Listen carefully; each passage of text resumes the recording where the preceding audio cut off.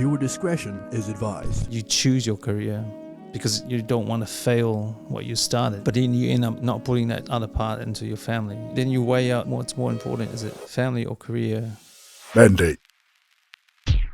Welcome to Mandate, where we navigate fresh perspectives and nothing is off the table.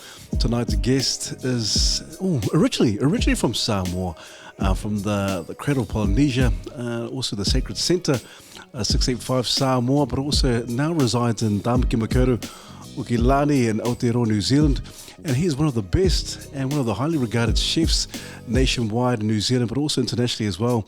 The man is the head chef and also the owner of the restaurant called Mr. Morris. But previous, he was the owner and the head chef of another restaurant called Meredith's.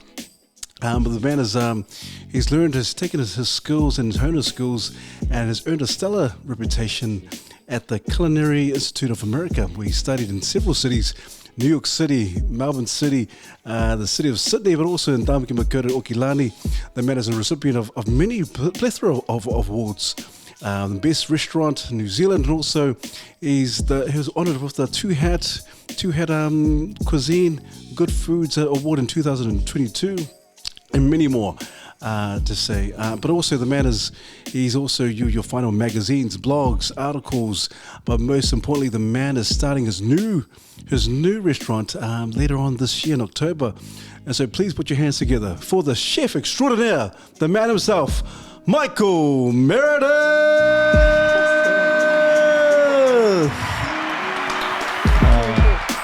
Too generous also, too generous. But also, hey, thank you, Michael. You have been on the radar for quite some time now also. And it's a real privilege. It is a real privilege and an honour to have you. Obviously, we've been talking a lot prior to the cameras being on.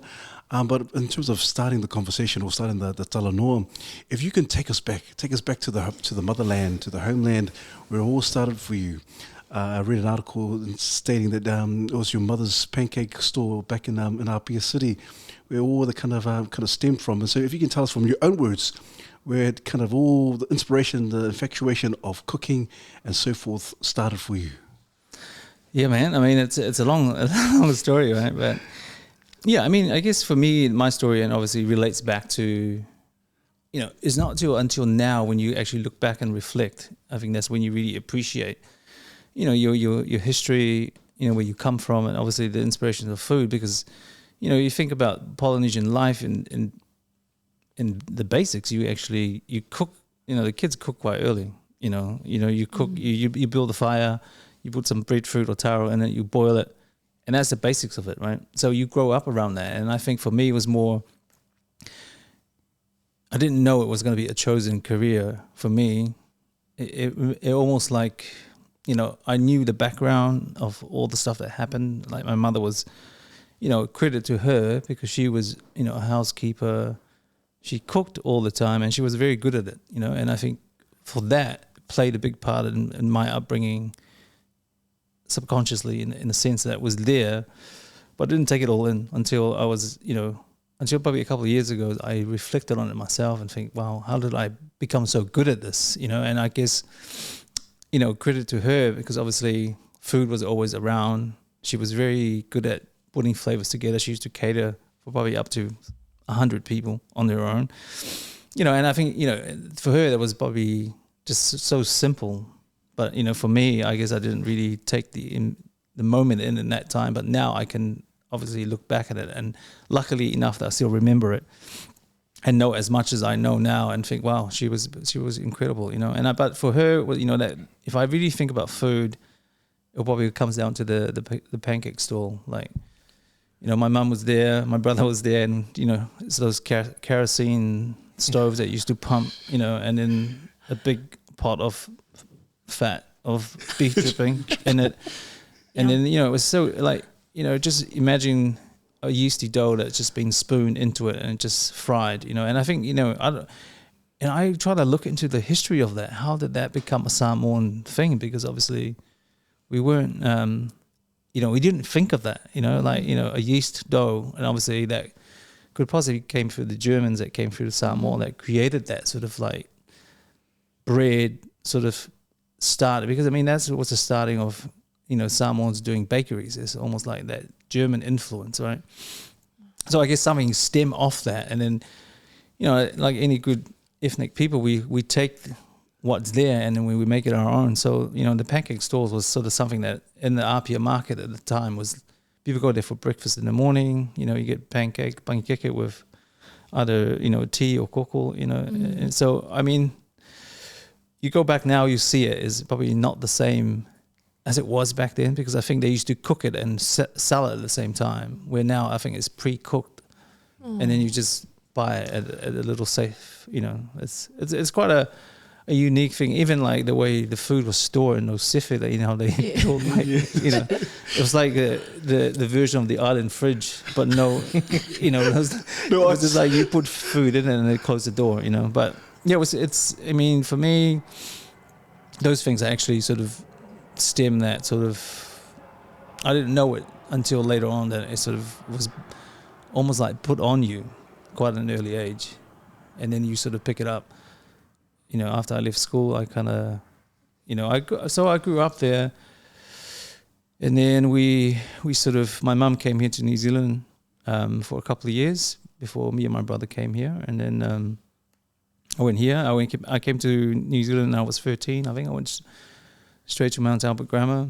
That was a bit of a learning curve for me, and it was a different world coming from the Pacific, and you've got broken English and all that stuff. So you have to adapt a little bit, And then I went through school. I was, I enjoyed school, but I wasn't really into the academic stuff. I was more. I remember I liked working with my hands. Obviously, woodwork and art was sort of something that I really sort of gravitated to in a way. And then I left school because my brother left school earlier than me, and he ended up doing exactly the same course that I followed him doing. It was a place in K Road that sort of took Polynesian and Māori kids and sort of taught them the basics of food and cooking, and that's how I started. We call Tangata Pacifica was in K Road, so that's how I started. So I left school, I was into art, the natural colours of food, that creativity sort of was attracted me, and then I went into it, and then from there on, it just went, And it's you sort of discover it. I think one thing to start with food, you sort of attracted to it because obviously the colours, the physical side of things, but I think it's passion that it has to drive you long term. Because if you don't have that, then it's always a little bit harder to sort of sustain that, because you end up not seeing your friends, you end up not seeing your family. And it's sort of, you end up sort of sacrificing a little bit of that personal time, because you're sort of like, you find something else that you're passionate about, and you put all your passion into that and your drive. And for me, it was quite early on in the piece. I remember sort of just doing this course at K Road, and they put the top 3 students to go to AUT, so it was paid through. And I got into that top 3, but it was mostly because I was, I didn't enjoy the written stuff, but I excel well in the practical work of it. So that gave me the opportunity to really like work with my hands and really enjoy the creativity of that process. And then it just took me, I went from there there was a restaurant in Herne Bay at the time called Vinnie's, and it was probably, to me, I thought I knew food in the sense of what it should be and what it was all about. But I went to this place, one of the tutors that we had, knew in later. She sort of worked with the owner of the restaurant, Vinnie's, David. So he was, I didn't really know what it takes to have that kind of caliber of a space until I went to Vinnie's. I did 2 weeks there, I think, and I think as an island boy, I didn't really, there were certain parts of the kitchen I didn't like, the mentality, and obviously how chefs kind of like, they drill you, or they kind of like, it's almost like rule and fear in a sense. And coming from a Polynesian background, I really hated that, because obviously if somebody's going to give you a hiding, you really you rebel, you kind of like, you're gonna stand up for yourself because you're kind of like you're gonna piss you off.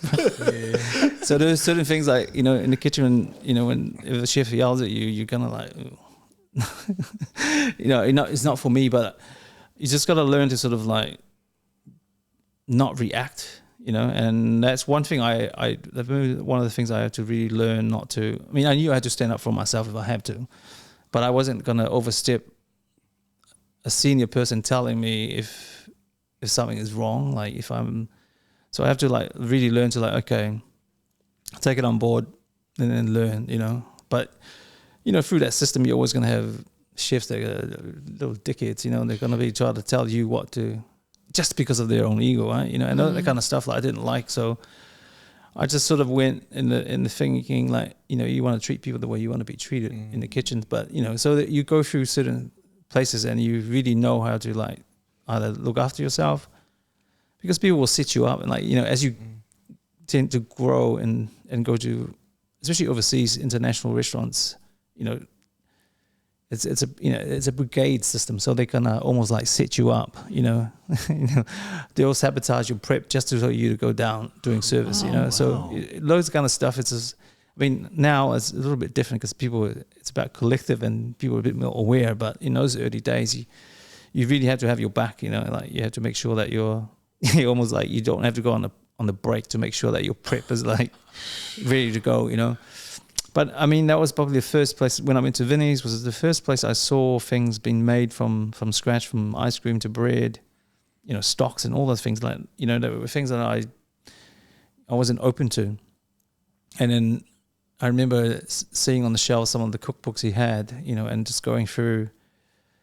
At the time, there was a chef from the UK called Marco Piowai, and the cookbook he put out was called White Heat, and it was this, because the image of cooking that time was quite, kind of well dressed, right? You got your whites, your hat, and the neckties, so everything was kind of like uniform, quite controlled in a sense. And there was this guy, he sort of. At that stage, he had like 2 Michelin stars, which is a big deal in the world of food. And it was kind of like hair out, smoked. But the food he was putting out was incredible, and it was sort of like made you think if you're creative, if you're in that creative realm, you understand creativity doesn't bound you because of what you look like, right? So that's the kind of thing that really like triggered me. I was like, well, you don't have to be, especially coming from a Polynesian background. It was because there's not many of us in that sort of, in that field at that time. It made me realize like you can do pretty much what you want to do, but you just got to make sure you know the basics. You got to learn your basics well, then you can sort of like move from there. And then I guess that place really set that fire in me, and I kind of like walked away, said to myself, one day I'm going to have a place like this, and I just set it out to the universe at that time and to God, and I said, I don't know how it was going to happen, but I just had that sense of like feeling that, okay, I can do this, and then, so I left there, I went through, I was fortunate enough to work for most chef owner operators, because you really learn in the smaller. I remember learning in a smaller team, in a smaller environment, because you watch them make mistakes and then you learn from those mistakes. And I know somehow I was never, just to go back to Vinny's, David actually sort of wrote my report at the end, because obviously when they send you to do a stage or a 2-week work experience, they give them a form to fill out, like what was his appearance, or everything was average, right? And then on the bottom it says, never ask any questions, and it was so true. I never, because I was quite shy in the sense, because I didn't want to I was like, I don't want to ask in case he like yells at me. So, but I absorbed a lot by watching, just watching the mistakes being made, and I guess I was that kind of learner. There were people that they'll ask questions, but I wasn't like that. I was just more just watching, observing, and learn from that, and then I sort of go on and create my own sort of fantasy world of food, But then from there, I went, worked for some really good own operators who sort of like set me up to go to America on a scholarship, that went there, and that was really like the turning point of like going to America and going to the CIA, which is the Culinary Institute upstate. That really sort of like opened my eyes, because coming from here, my perception of what American food was like was just burgers, fries, and then you go to New York, where it's like the capital of like, creativity, in the world, was just like that. It turned me upside down just thinking of like how creative you can be, when it comes to food. Like you can just create things to your own palate, and I think that was the turning point. I really came back and like wow, it's good to travel, and that's the other thing about food, is like, because we don't realize we actually eat food every day, and the more we eat, the more actually our palate develops, and like what you like, what you don't like, the difference of putting two certain things together that works, so all those things is like at that point I was like, wow, just made me want to like dig more into it. And I guess in that back of my head, I always wanted to do my own business. But I just like, how am I going to do this? I got no money. But, it was just that belief. And I think now it's so important for people to have that dream, just to dream of something that the universe will give it to you. You just got to do the work. You can't get it for nothing. Yeah. You have to do the work, and you have to believe in it, and I think you tell people that everything's possible, and you can't set those limits and say, I can't do it, because obviously if you want something enough and you want it and you dream enough and you work for it, it will come to you, It's just the way the world and the universe works. Like God works that way, so it's one of those things that I guess at that point I didn't really understand that, but I knew that belief in yourself, and know that there is something else that it sort of provides for you, that really like pushed me, and I don't get me wrong, I sort of, it's hard to be in the industry and sort of go through those motions, and because it's, the hours are not easy, and I guess the choices you make sometimes with especially in food, and you're around alcohol and certain things, that because you're working late to the night, and then when you're trying to unwind, you're out, and all those things. This is part of the lifestyle that sometimes we fall into it, and if we're not smart enough, or you're not sort of focused enough, you actually fall into it long term. And then because cooking, it's a short time that you can work hard. Then you have to step into a different level of like, you gotta, as your brand sort of branch out a little bit more, you gotta build on that, because by the time you get to your 40s and you're still cooking, you actually become quite disgruntled about, because it's not a young man's game, right? If you're in the kitchen all the time, unless it's your own business, it doesn't worry if you're doing it for yourself. But if you're sort of getting to your 40s and you start looking around the team around you, and the guys in their 20s cooking, just starting their career, and you're there, senior, still cooking, it doesn't give you much, like, and I tell the young chefs now, you got to plan out, because that time you spend cooking, it's actually you're investing in your time, but also you have to invest in your future, thinking ahead of like, because cooking, there's only certain things you can do. You can either own your own career, or not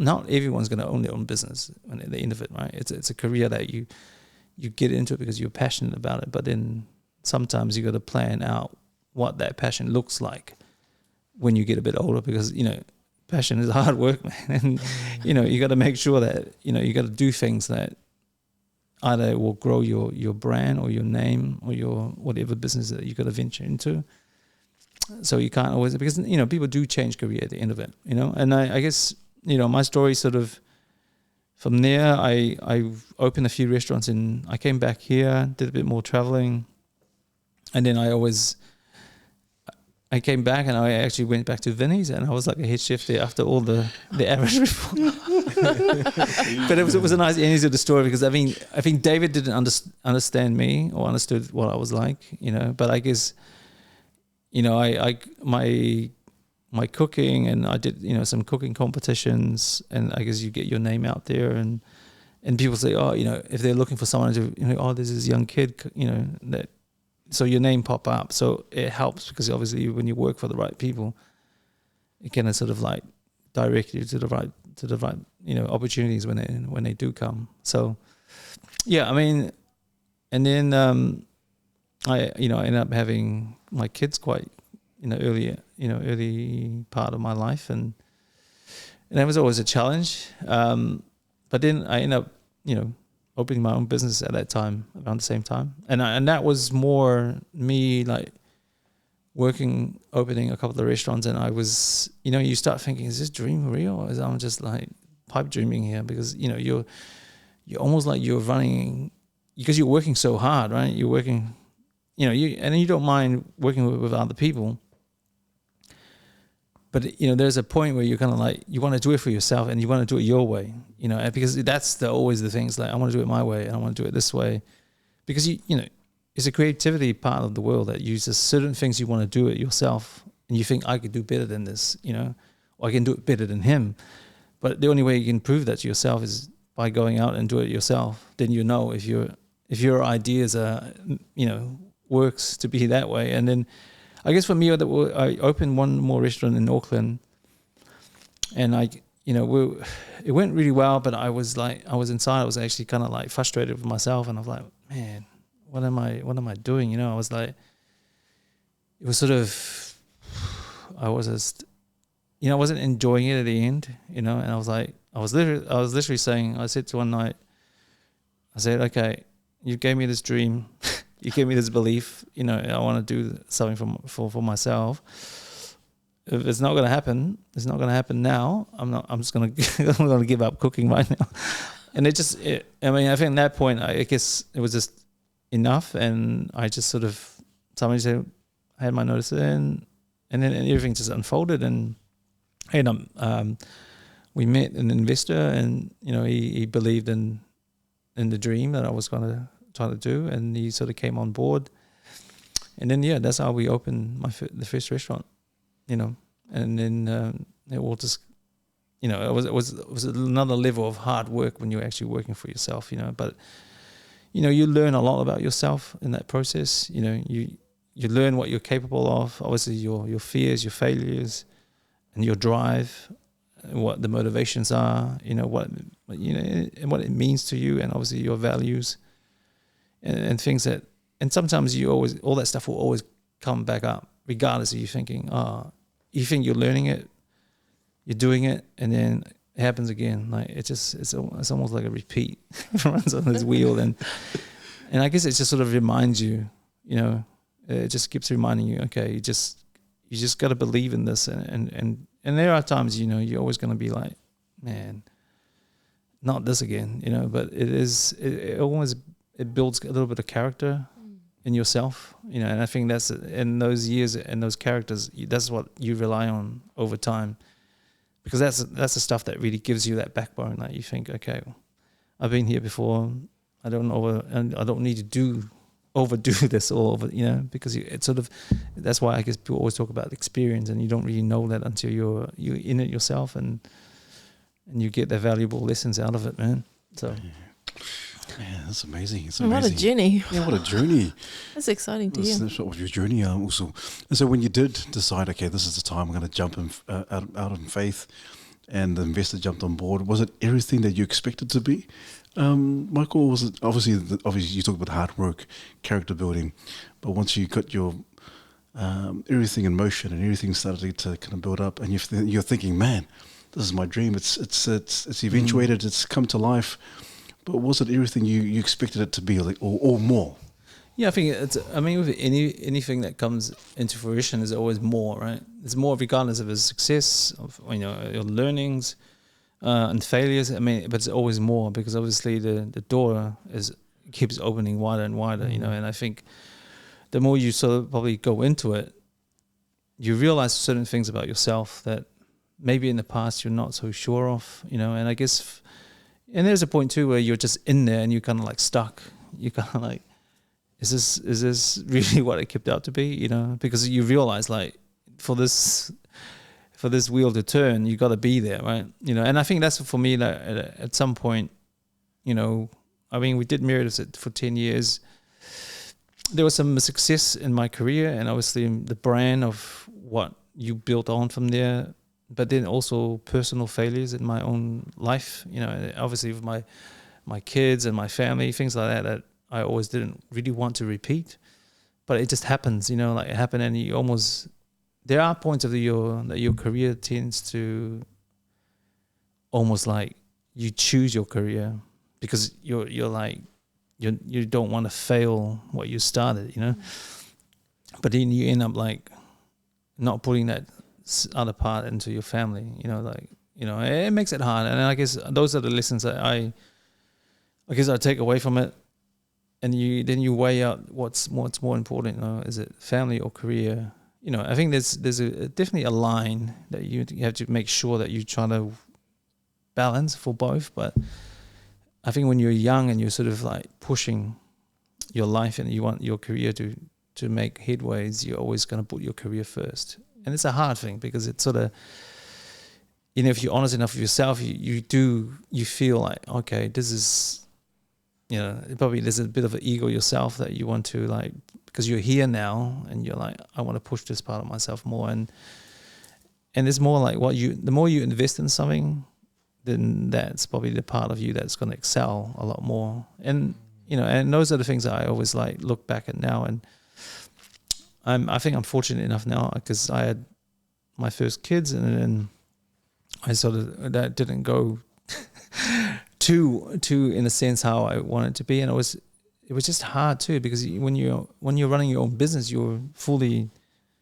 invested, and your mind is set there. Even on my days off, I'm not like, your kids around, but you're not, because you're just like thinking about next week. It's busy. What's this? What's that? The staff's this, sick. So you're always sort of, you're not present, and those are the things those are some of the things I do look back now. It's like, wow, how could I change that? I didn't really, and that's the hardest thing sometimes when you, and I look back now when you look at, to get off the topic, you look at broken families, like, especially kids that come up with no fathers or mothers in their life. Is like, it's hard, because obviously there's no that role model that sometimes is close to you that's vulnerable enough to teach you, right? Because then sometimes you're just learning by yourself, and where do you learn from that? Obviously watching TV or something, because that's how how to be because nobody teaches you how to be a dad unless you witness it, right? You witness it as growing up as a family. So things like that, you always like, you could do better at, but it was sort of, it's just, you learn as you go, and I guess I put a lot into my career at times, and it sort of, now good thing is like life is always forgiving, and you get more opportunities to work on those things, and I try to work on those things now. And I'm fortunate enough to have 2 young kids now too, so I'm trying to balance that with work, which is it's just making that choice. And I guess when you're a bit older and you're a bit more wiser, you know what's more important, Yeah, man, all levels. Yeah. I'm really interested in your passion. Like, where does your, like, people talk about passion and they talk about drive, and you almost just use the word, but what was the fire like that just keep you going from coming from Samoa, going to school, then going to the culinary course, and then like all these opportunities you kind of did on your own? Yeah, I think. Like, what was the drive? What was the drive? You just keep, like, just as Patia was doing the intro, I'm like, wow, these are some massive accomplishments. And you're right, there is a cost, unfortunately. Hey, There's always a cost. There's always everything we do. But I'm really interested in your drive. I think, I don't know. When I've asked myself that kind of in an honest way, is like, what is the drive? What is the? I mean, there was. If I really look back on it, it's like when you actually have nothing, you drive to succeed, right? Because obviously, when we came here, my mum was a live-in. She was living with the priest. So when we came here, my mum was working for the priest in Mount Albert, right? So she was a live-in. She did exactly what she did in Samoa, but she was living with the priest in Mount Albert. So we came from Samoa and lived with the priest. So that was like it was a kind of an interesting life. So religion was always a big part of growing up in the Pacific, because my mum used to go to mass every morning without fail. So we used to we grew up understanding that, but you sort of end up just turning up and you're not really aware of the presence of God, or you don't think of that stuff because you're just there because you have to go to school in the morning. But yeah, so we came here. She was there cooking for the priest, and we ended up living there right next to Marist. It was a girls' school, So Marist was here, and Mount Albert Grammar was just down the other side of the road. So I guess we always felt. I remember when we first came from Samoa, and my mum, the priest was he was one of those strict guys, right? Real strict. And he used to, I don't know, it was just his way, but I was quite ma about the way, like after mass, you'll say to the church, like, oh, Metita's sons are here, they need some clothes. Can you guys don't? And the minute he said that, I was like, out the door, man. I was like, because you're just like embarrassed, embarrassed, like. Because you're 13, 14, eh? Yeah, it's that I was really enough, yes. and I understand what he was saying, but I was like, and he used to like sort of advertise that the school holidays to keep up busy. You're asked the congregations, like, if anyone need any gardening, Milton and Michael would be there on the weekend to weed the garden. And it was he meant well, but it was kind of like, wow, and I guess for me it was kind of, I had that sort of, it wasn't embarrassed with your ma, because it was like, wow, it's almost like you're being picking for your life, like. So I guess in the back of my mind, that sort of played a part in my drive. Sort of like, I don't want to be in this situation. Like, my mum was the way it was. It was not out of her control. She brought us the best she could, gave us the opportunity to come here, and I guess it was for me to make something out of my life. And I guess that drive was always like, I don't want to be like, grow on and be like, oh, my kids are here from Samoa looking for clothes.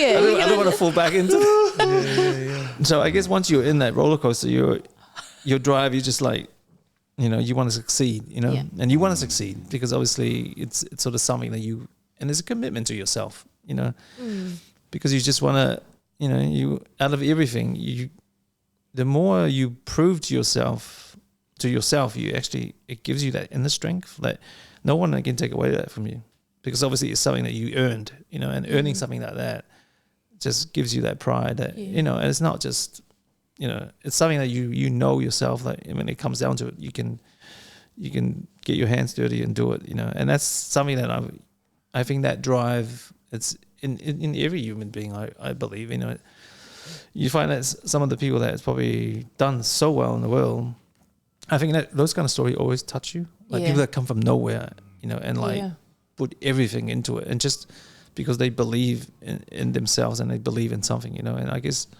and I guess for me, I was fortunate enough to take the opportunities when they were there, and then it's just given me that belief of like, the more you do it, the more you believe in it, because you're like, people can doubt you or whatever, but if you start doubting yourself, that's when it all goes wrong, because, people will always doubt you, will say things like, but if you don't, but if you really believe in your own strength, and obviously there's a bigger power that is above you, then all that stuff just unfolds away, So, yeah. Yeah. I like that you say that, like, because you're right, you can start off there, and it unleashes this fire. But like you had described as you, took us on that journey of your professional career journey, like the passion, you have to keep lighting it. Yeah. And I can imagine that while that might have been the starting point, like, to me, it sounds like you just have a drive to achieve, or you have a drive to, like, you embrace challenge. You're not one to just go, oh, it's hard, pull back. You're like, cool, challenge, nice. Let's one up this. And I like that. I think it's... Yeah, I think we always go, it's nice to have a challenge that really, it challenges you, because I think, and don't get me wrong, challenge and pressure and stress all comes within that field, like, you know. And I guess there are times like you do wonder, like, what am I doing? You know, like, because you know, you sort of things creep in your thought. But for me, generally, I do like the challenge, and I guess when you look at what's in front of you, if the opportunity is great and you feel like it's for you, you take it, you know, and you know that you're gonna, you know, internally you have that conversation with your mind sometimes. And what do you say? Like, that's what I'm also interested in, because you say, I believe in it. I believe in it. I'm like, what is the it? Yeah. What's the self-talk? What are you saying to yourself? Because Self-talk. this, you know, what you've accomplished is amazing. And there's so many people who have this vision of themselves. They just can't get past those little barriers. Yeah, I think, well, for me, to be honest, I mean, it's faith, right? You know, and faith in God. I mean, all the stuff is without Him is not possible. And I think that's sort of something that, and all of us, we should understand that. But sometimes people are just sort of far removed, or maybe not want to acknowledge that part of themselves, because it's quite important, man. I mean, it's sort of, you know, I guess for me, that journey sort of started quite early with my mum, and obviously the Pacific Island religion is drummed into you, but it's not until a bit later on when you actually sort of explore your own, you know, relationship with God, and you realize, like, man, you know, the door's open. He's always going to be there for you, you know. And I guess that gives you that sort of, well, for me, it's almost, I had to go through the physical stuff first, you know, just to do things on my own.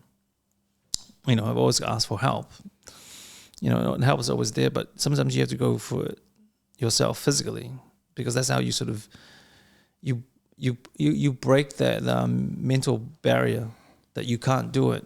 Once you break that mental barrier, you know, you trust yourself more, and obviously because you have a big force above you, you know that it's doable. You know, I mean that's the thing.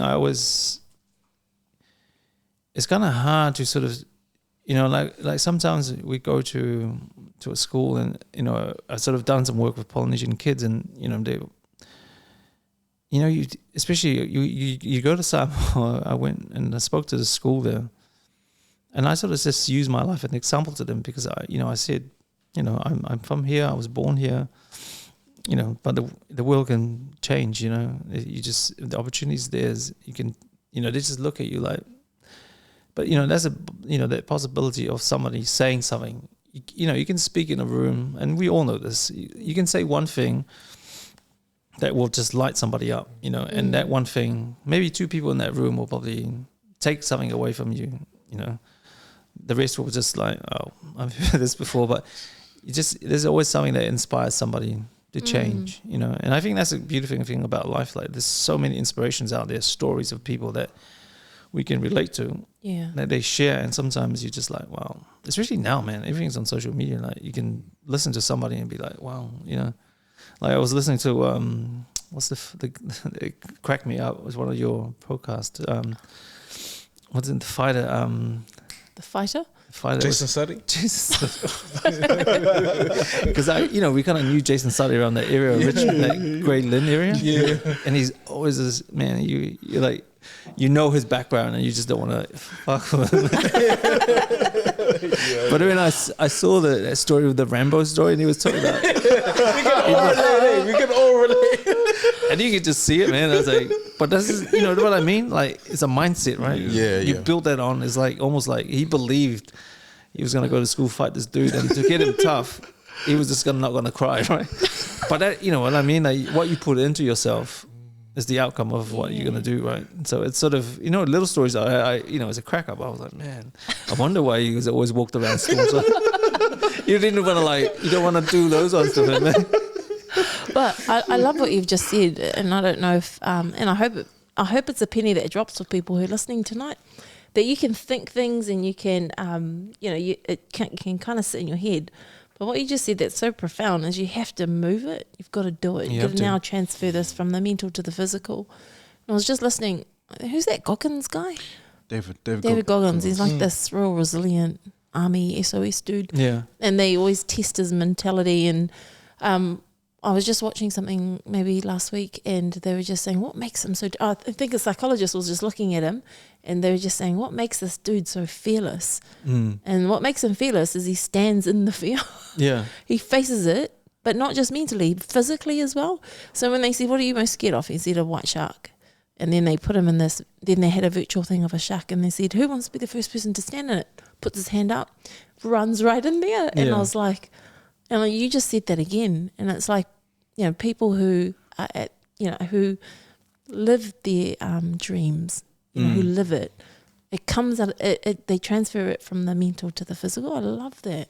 I think because I mean we're very physical, right? It is a physical world. So I guess for us, every one of us has to go for it physically. Yeah. To actually, you know, then you emotionally like you move that barrier and you're like, okay, you know, it's doable. There's nothing's, you know, it's undoable. So.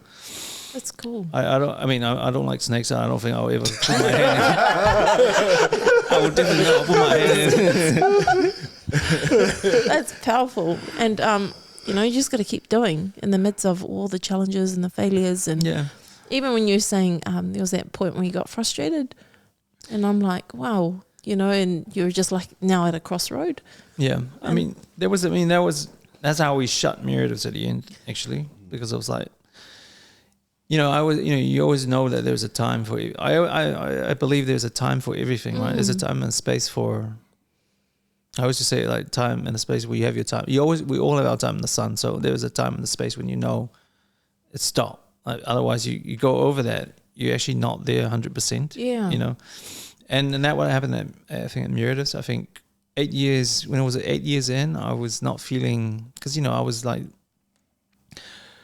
doing everything, you know, I was like, on my days off, I was, you know, this is running of a small business, right? You know, you're doing everything from the payroll, you know, you have to.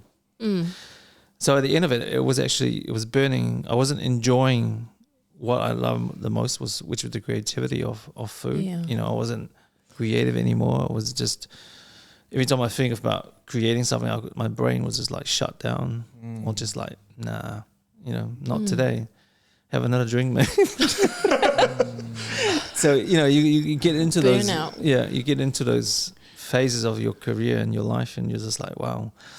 So I had to make that call. I was like, I knew I had to make that call because it was just, I wasn't enjoying it. But then your mind overthinks things, and you're like, oh, what are you going to do when you do this? You know, what are you going to do with your career? You know, all those things come in. And I think sometimes those thoughts actually keep people in something that they don't enjoy. Because you were like too scared to take the risk. Take the risk or step out and like, I can, you know, I was in that space and I was like, wow. But that, you know, the same thing, that internal feeling, I was like, no, you got to do it. You know, when you're 100% convinced, nothing can stop you. Like you gotta, you gotta make the call, and the signs are there, man. When you know the signs are there, you gotta act to that, because otherwise, life will just keep slapping you, and you just you don't get it, you know. Well, that takes a lot of courage. Insight, yeah. Well, it takes courage to start something and then do it well, and then it takes courage to end Step it. away. Yeah, Sheesh. it's that, you know. I think Even that amongst voices at the time, because you were still thriving, eh? And there would be voices telling you, "Hey, what are you closing for?" yeah. I mean that's the thing that people always like, why? It's silly, but you know yourself. Yeah. You know, once you know yourself, you know you can't be there. You just, everything is just not working. You know. So I mean, you just have to like trust that, and it's just that trust. And over years, you have to develop that trust. You know, you trust with God, or you trust yourself, whatever that means to somebody. You just have to have that trust, you know, and you got to believe in that, because obviously there's, out of your life, that's all you have sometimes, you know, that thing that voice that you could talk to, or yourself, you know. So yeah, so I made that call, and plus at the time I met, you know, my partner the mother of my children now.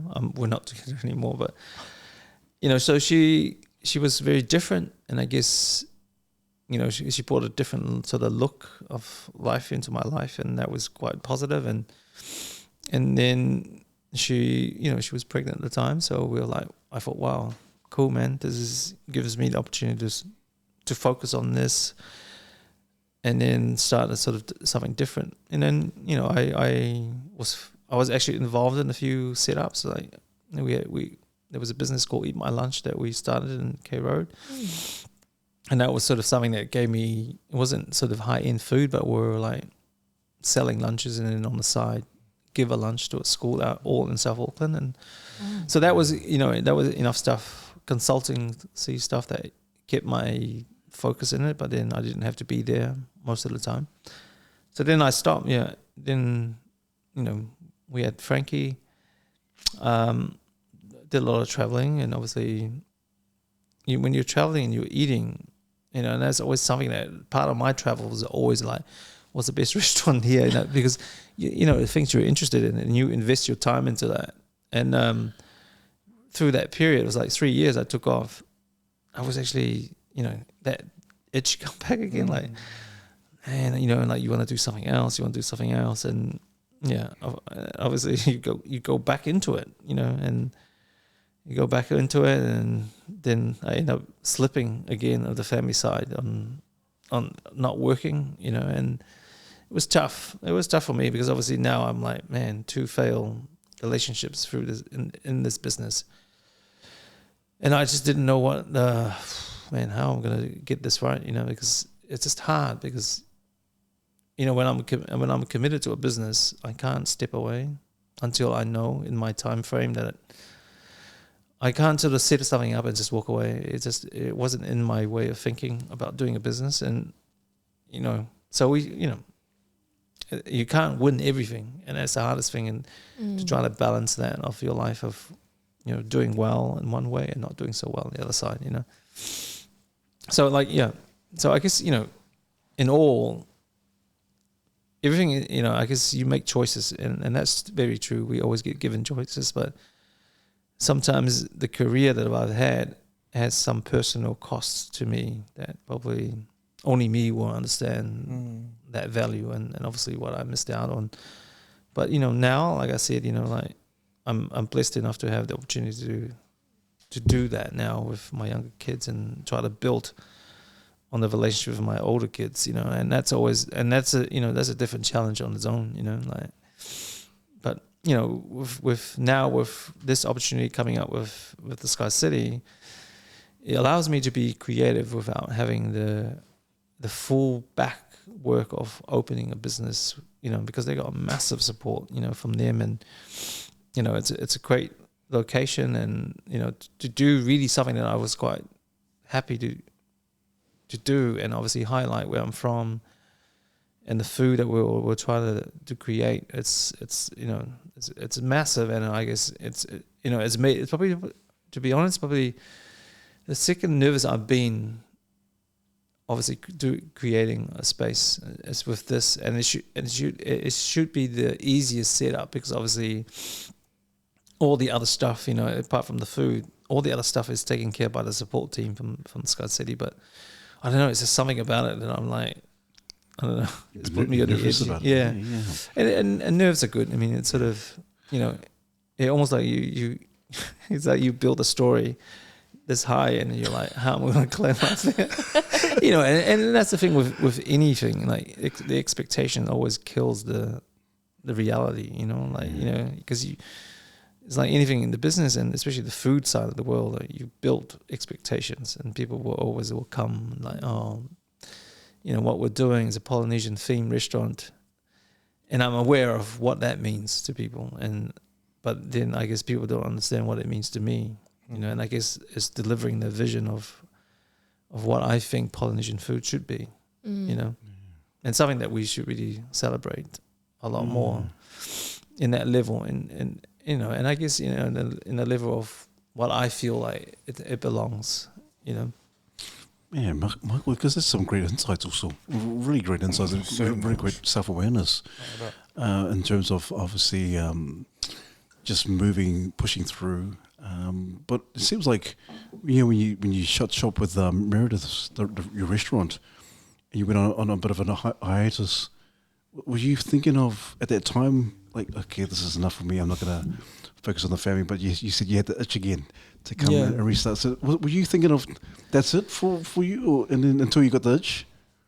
No, I mean, I think I've questioned myself on that point of like, because when life is the expression of like life's always greener on the other side, which is not, right? It's in front of you that what really matters, but you don't think that because your mind is going so far ahead that at the point when I was actually had enough of Meredith, I was like nothing about the restaurant was making me like want to be there.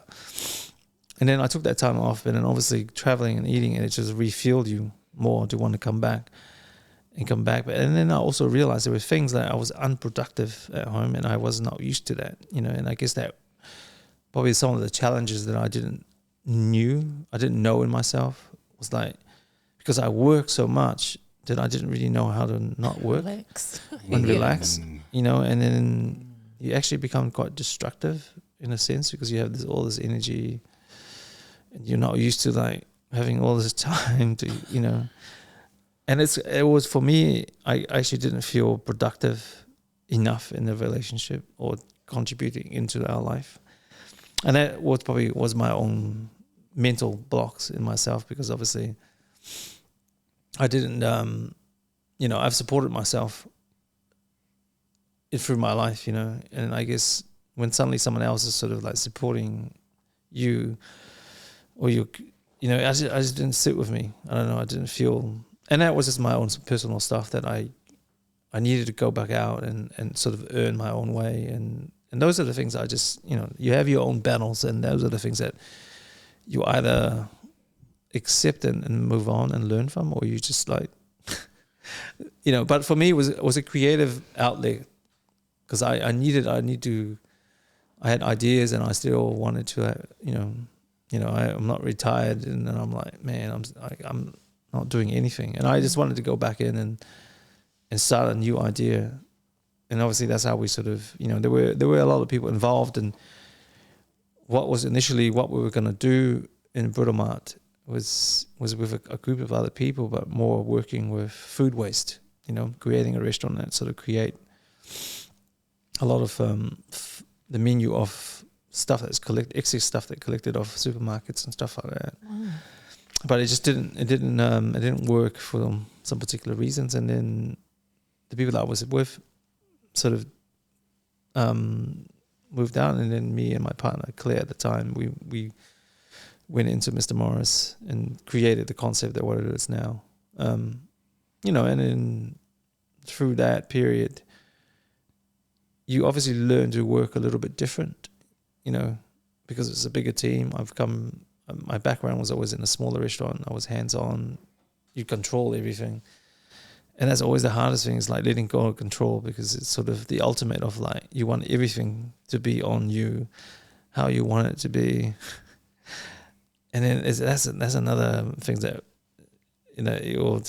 you can't sleep at night until everything's ticked off, and that's a hard thing because you lose sleep over the simplest thing that in the long term doesn't mean anything, but in your mind this is the intensity of that controlling, like you want to make sure that the lights are turned off the right way, the doors, it's just the details, and the details are what makes certain people to tick in a way, but then also it can just, it can really dismantle you a little bit, mentally sometimes.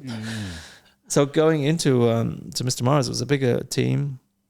I knew I had to sort of like, I couldn't be hands-on so much. So, we employed quite a full team, and, even now I've got a good head chef. That's why I'm here, and he's at work. So you put people in to do the restaurant. You're there, but collectively there's other people on board. So then you end up working on other concepts, because obviously, I need a challenge, and, an opportunity is always there for you to do something. And then, and you sort of, your career just, your career will progress differently. Like you work your way up, then on the way up, you have more opportunities to create, and then, so now I'm in that process of like doing something slightly different, but let go a little bit of control. Yeah. What does creativity look like for you? Like when you're making these new Like, you know, when you're trying to create a new cuisine or a new dish, like what does the creative process look like for you? Are you in the kitchen on your own, just with the whole Yeah, I mean, raw materials? Like, the how, one- or, yeah. it's always been the ingredient is always like the focus, right? You know, it always like that's where you start. It's obviously the ingredient, because obviously that's where you need to change this in some way. But then I guess from there, for chefs especially, when you're a lot younger, you're kind of like your mind. You're working with your mind a lot, and in that process is all about technique and technical things that change the structure of the food visually. You know, you're looking at, because you know when people are eating, you almost like you want to engage their senses, and there's always the eyes, the smell, and the taste. Ultimately, the food's got to be delicious, regardless, right? Because otherwise, you can eat something that looks amazing and it tastes like nothing. Are you watching from the kitchen when people eat your food, like just to see those sensations? You're like, Just a ticket. Give you a thumbs up, thumbs up. Yeah. I mean, at that point, I think now you don't really sort of like you kind of trust what you're putting out, like, you know, because you kind of know, you know, the senses of your taste, you know, was going to be, you know, things got to be ticked off, you know. But in the process of personal development, especially for a cook to start, what you're interested in when you're first starting is obviously the flash things, you know, the flash, you know, how it looks, you know, and those are the things that, because your mind is so young, you kind of like intrigue, how does it look like that, you know, and those are the things, the science behind it, sort of like. And then as you get older, you realize it's all about what it tastes like, right? You know, it's what it really means, you know. It's like, because I remember when I was cooking quite young, and the older chefs are always like, keep it simple, and they're like, whatever, man. But you don't understand the term, right? You don't understand what it means, what it means to keep it simple. But then over time, you actually understand what that means, you know, because obviously simplicity is key. Simplicity is hard because it obviously is. It comes down to restrictions. Like you end up restraining yourself a lot because you're just trusting one thing to shine, right? And you sort of put all your effort on that ingredient to shine, to make sure it tastes incredibly. Because, you know, and my own experience, and, you know, you see it all the time. It's like you got a lot of people will just, especially when you're young, you're going to like, let's just say we'll put the taro here, right? We'll put taro, we'll put coconut cream, and relatively that could be enough. A little bit of salt, you're off your way. But say if you're like trying to create, like, and then you put salt, taro, then maybe you think, oh, maybe some chocolate off top, you know, because you think in your head, oh, chocolate add a little bit of sweetness, you know, all those things. But that's the amazing thing about creativity, like. You know, you're expanding your taste buds, and it comes down to food because you're expanding what it could be, you know. And I think the exploration of those things actually gives you that sense of your own food, you know, because if you look at New Zealand now, what really is new, because people always ask me, like, what is, you know, when you do international things, people say, what's New Zealand, and people are like, what's New Zealand cuisine? And you're like, what is New Zealand cuisine? You don't really know, right? And the answer what I always go to was, it's all about the ingredients, because we don't really have a cuisine. Like if you think about it, New Zealand is a melting pot of culture, right? Right now, prior to that is the indigenous food is always the Maori food, which is like not every New Zealander had that, right? Like a boil up. Yeah, like a boil up or a hangi, like, you know what I mean? Yeah, and then us in Polynesian, we all have a version of hangi. You know, like everything's cooked underground, above ground, and the texture is all about texture, smoke, flavor, you know.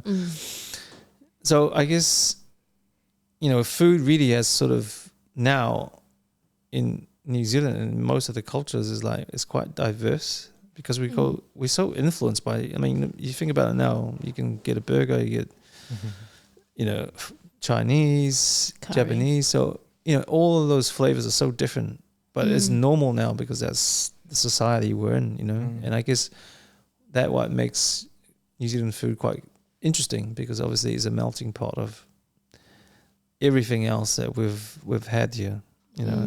And that for scope for any cook is like, it's exciting because nothing is bounds you. Like if you go to Italy, right, you know, they're quite, you know, their tradition of food is been on for so long. So the Italians are quite proud of what their cuisine is, and for them, like Italian is Italian. You know what Italian is, same as Chinese, same as Japanese, because that culture has been so strong over time. When New Zealanders would be like, what is New Zealand That's food? true. We don't have an identity yet. You know, similar to Australia, because we're kind of like all melting pot. And now, so when you look at it, it's like it's a mixture. You know, That's a good thing, eh? Yeah, it's a good thing because they're very. I mean, it's a new world way of thinking. You know, we're not bound into tradition, or we're not bound into things that's been inherited over time. You know, and I guess that's why now I think most of Polynesian chefs and chefs around this part of the world, they're trying to bring their culture into the food, because they realize, like, man, this is what made us who we are, and this is our food. And when you actually look at the research of what our people ate, and then there was a reason for it. There was a reason why they did things, and and obviously the flavor of the hangi is very unique to this part of the world. And then I think we went to South America, and then I saw versions there of like things cooked in the underground hot rocks and all that. So it's like so much there, man. And it's like food culture and history is like it's all part of it. And I guess tonight I was thinking to myself, how do obviously Polynesian people, we just ate to fulfill ourselves, to fuel us, right? Yeah, true. Where versus countries that we've had, that sort of exposure, like, royalties and everything was built on like, you eat food for pleasure, right? For us was more just like, we need energy for energy to work or do something, right? And that's always been the way, because obviously in the sense we've still ate food in the sense that the infancy of the creativity of it, but I think over time people will like look at a different way of looking at it, but nothing takes away the comfort of what you grow up eating, because that is like that's one of the biggest thing about food is the memory that it builds in you. Because no matter where you go and you eat something that that you ate as a child, all those memories, this a smell can trigger a memory. Like even when you're describing those pancakes at the makiki, straight away it's nostalgic, because you're like, I remember that. Those the dripping and that nice fluffy yellow pancake. Pancakes. Pancake was on with Remember, the I cocoa. got hiding from that pot. Don't you? But even the way you describe food, Describe it. you've got us all like memorized. I'm going,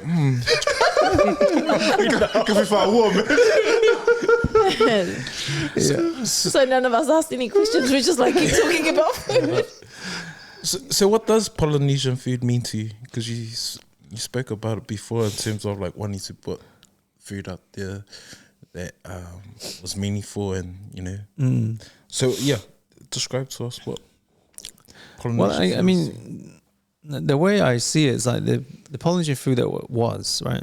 What we grow up eating, what sort of things that gives us memories, versus, I guess, for me as a chef, as a personal thing, is what I can make from that memory, what I can sort of change, and make it still Polynesian but elevated in a way, either with spices or acid or flavor combinations, and I think it's more just bringing an openness to that, and I think that's quite important, because obviously we can be bound into things that, obviously has given us time with family and memories, but also we can create new memories about food, and the ability to be able to like to say this is Polynesia, it's a different way of looking at it, like tonight, and I was just like, the challenge is like, taro, like if you look as a kid that grew up eating taro, there's always either two ways, like you either boil it,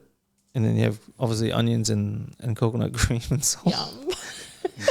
And there's versions of people when they throw curry into that, And if you're poor, you just boil it, like there's no coconut cream, or you bake it in the oven. So the texture of taro is, taro is a starchy but bland vegetable, right? Yeah. but it's a texture that we like. Like you know when the taro is wet, you hate that texture. It's like yeah. It's like, you know, and then like just through these guys that are bringing all the Polynesian stuff here, they gave us like, I mean, I thought I knew taro, but then when they gave me 6 types of taro, right? You know, there was 3 from Fiji, 1 from Tonga, 1 from Niue, right? And they were all like different. And suddenly like, wow, there's a different variety of taro that I didn't know of. But then, you know, I was just playing around with some flavors, and then, you know, like I cooked it with just today, because I was like, oh, how are we going to make taro different? Because obviously when you do a side dish of taro, there's one expectation. People are like, oh, coconut cream, right? Yeah. You go straight for that, and you're like, how do you make that different? How do you want people to come and explore and think, oh, okay, we can, but still pay relevance to what that memory, what it should have been. And then, you know, and then I boil it with with soy sauce and coffee, right, in it. So, you know, coffee has that bitterness, you know, and then the soy sauce saltiness. So, you know, and taro can absorb that flavor without having it, you know, it's not taking anything away from the taro. It's putting something into it. It's just the flavor profile that, you know, sometimes you try it. But that's the thing, the interesting things about taste is like, you know you're going to eat taro, but what comes with taro, it's a new flavor profile that you kind of, there's always going to be 2 reactions. Either you like it or you're not going to like it, you know, and those are the things you gamble with. Like, you know, it's a combination that you put out there. But for me, it's almost like I'm always trying to explore what the possibility of something different that you can walk away thinking, you're going to walk away with an experience regardless, either be a bad experience or a good experience. But then, you know, you're always going to think about it. You know, you're going to, whoever's, you know, the oldies will be like, what, hey, guy, this guy lost his mind. Is this guy lost his mind? Or the, you know, the newer people that have never had taro, they might be open to like, oh, wow, you know, taro. They've never think taro's like this. But then if you go to a Chinese restaurant, you know, some of their embraced dishes that have been cooked in spices, there's always taro in it. You know, this is the thing, because not just us use taro, like there's a lot of the cultures that have used taro, but just because of our own perception of what taro is going to taste like, versus, you know, you can put 5 different cooks on and you ask them cook taro, they'll cook taro, whatever version they'll see it, right? Yeah. But that's the openness. I guess I just want people to explore. It's like what the possibility, what our food can be like, you know, things. I mean, and I've sort of looked at the real traditional stuff, and like, you know, and obviously it's just terms, and I mean, the hardest thing is how you get away from coconut cream, right? True, because everything's got coconut cream. Have you come, like, you know, my brother? Oh man, he's gonna kill me for saying this on thing, but you know, he's had 2 wives, and they're non-Samoan, but when my mum would serve the, you know, like me'ai on Sunday, and serve the kalo, they'd be like, not eating that. Yeah. They're like, what is this with the fork? Yeah. And I'm just like, oh my gosh. But I think the challenge is, how do you make, you know, how do you give them an experience? Have you, like, what has been your exploration around trying to make that like a no choice? You're eating it. No, I think, like, how do you make like non-Polynesian people who've never eaten it? How do you make it enjoyable in their first experience? I think, and that's the thing, you got to, you know, I guess people will always, I mean, there's certain food that we probably will never order in ourselves. Like, you're like, nah, I'm not going to never order that because you don't like it. But I guess, you know, for me, because I'm quite already open to food, I guess my mindset is always like, well, you can't make people to try things unless you put it on a set. And like in a restaurant, you always have the option of having a set menu, which is a surprise. Like, you know, it will make the menu for you, so you eat what we give you. And often that's how the time you sort of just give people food, and they half the time they'll eat it and they don't realize they're eating something they never have tried before, or have had a really bad experience about it. Like, you know, if you look at Brussels sprouts, growing up in New Zealand, like when we came from Samoa, I was like, what the hell is this? You know, and my mum used to cook it with a white sauce, you know, and I was like, what is it? Because it was so foreign to me. But now I love Brussels sprouts because you're used to it, right? And then it's almost like, the same thing for people. I guess it's just half of the time people would have a bad experience with something because they have it prepared badly for them, or it's like they ate it and it just wasn't done up well enough, and that half of the time your experience for that puts you off, right? Yeah, forever. But I think that's why if you go to a restaurant, well, especially in the expected experience, I think it's more like trusting that, and if you're gonna eat that and you're like, no, I definitely don't like taro, then I guess no one can help you. You know? But I mean, that's the only thing. You just got to be, you just want people to be open. But I mean, for me, it's more about that challenge of like the expectations, what they used to be versus what it can be, and I almost like, we can do taro many different ways, but it's still part of our heritage and obviously flavors that, because now, I mean, our taste buds are so open, man. Like, we're open to everything. So it's nice to sort of, why not be open to that with our own food, That's cool. Yeah. And it seems like you don't have that problem, Michael, in terms of the cuisine and the food that you cook, and also your restaurant. But has there ever been a time, and surely I don't know, I'm just imagining, has there ever been a time when you felt like, man, this dish is amazing, I've tasted it, people around have just tasted it, and you feel like, oh my gosh, when they do taste it, it's like, oh, you get a different reaction, or you may have got a negative reaction to it, and you feel like, no, this is the dish, you need to eat this. From mum.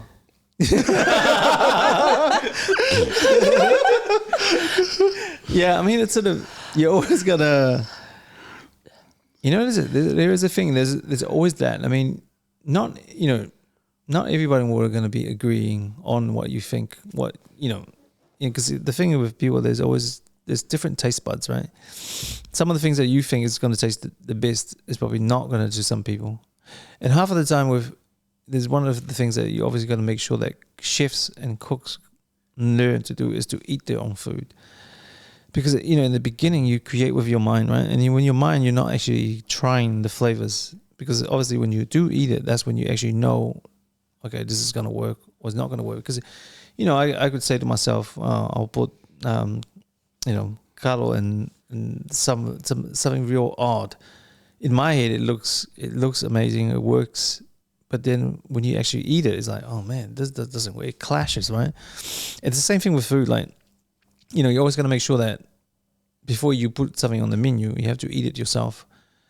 But luckily for us, especially people that work in the kitchen, you have plenty of chances to do that. Because for me, I always encourage young people to like go out, eat out, travel. When you do travel, you eat a lot. Like you eat because that's the education you're actually doing for yourself. Because you're trying different things, combinations, and through that time, you can pick up flavors that are going to work well. Like, for instance, like you can work with beetroot and goat cheese, because it's been done over time, and you've tried it yourself, and you just know the saltiness, the sweetness, all those things just marries well. And that's the thing with food sometimes, because you just think, you always try to balance acid, sweet, saltiness, texture. Always make sure that there's texture, because I think texture always gives you the memory of something else that you're eating, and I guess, you get those things in your head, but then when you put it on the plate, sometimes it's just, when you eat it just doesn't work. And that's when you actually rework the dish, or you always end up taking out more than adding in, really, because you realize when you actually take out, it actually simplifies it. And then when you eat it, it's not clashing. You're just clear, and that's the sense of simplicity, because it's almost like, you kind of understand that value of that, and then know. But I mean, let's go back to your question. People will always not always gonna. They may not say it to you, but they'll write a review about it. That's sad. That's sad, though, but that's the reality. Like, you ask them, oh, it's so delicious, and they go, wow, man, I'm still hungry. But yeah, I mean, it's just, and this, the hardest thing is probably, and people just being polite. They can't, it's hard to say something you don't really like, and I've done it myself. I'm out, and I guess you don't want to hurt people's feelings, and you're just like, yeah, no, it was good. And then you go home like, oh man, what was he thinking? And then you go home and write a review. Anonymous. Oh man, that's Yeah. okay. With the journey and where you're at now in terms of the status you are, in terms of the field you're doing, do you ever see yourself as an inspiration to Polynesian chefs coming up? Yeah, I think it's sort of, sometimes it's almost like a given in the sense, because you're, and I guess, I looked on it myself when I was coming into it. There was very few chefs in Polynesia or Māori that were in the field. And I remember when I was quite young, there was only 2 guys that were kind of doing it at the same time, like they were in that level of like head chefs.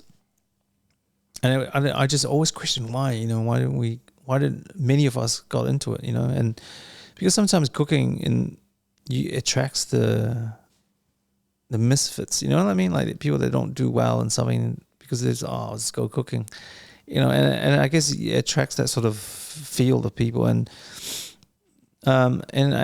as time grows, you realize that, sometimes when they see there's a Polynesian guy doing well, then they're like, wow, man, yeah, I can do it. I mean, because it is that.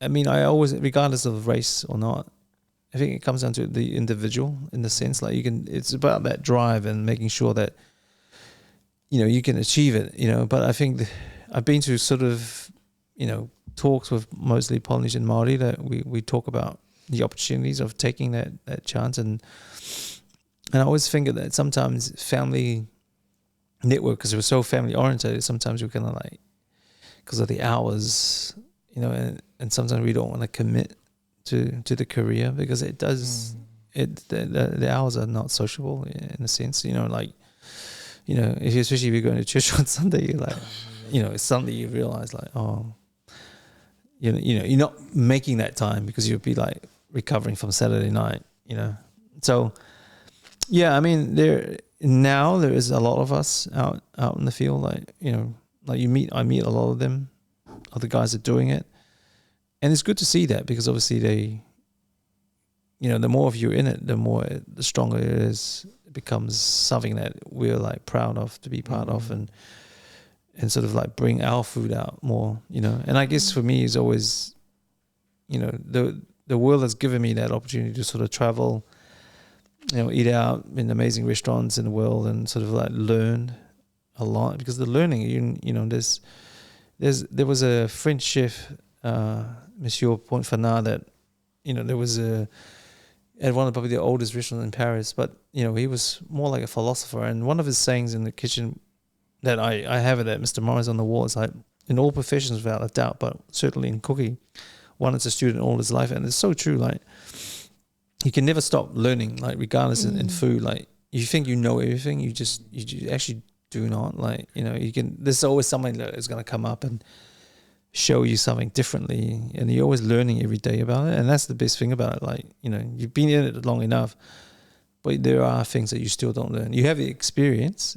No, don't get me wrong. You have the experience to cook and be able to cook, but there's always things that you're gonna, that you're gonna learn from someone else. So it's quite a giving opportunity and a given career. Do you with your staff and do you run them like a brigade, or are you more soft with them? Are you a or Gordon get- Ramsay? You're a taskmaster. Imagine that in the islands, eh? No, it's just funny, because I was just thinking, like, if you run, if you look at our Polynesian, like, it's about fear, right? It's sasso or something, and nobody, kids get wha'alii, right? And I saw that in a couple of times we were in Samoa, and there's some of the resorts that, I was trying to do some consultancy. And man, it's just because they're quite, the term fia poko. You get, and then there's just no discipline. Like, you tell them to do something, and they kind of like, it's just different, right? Yeah.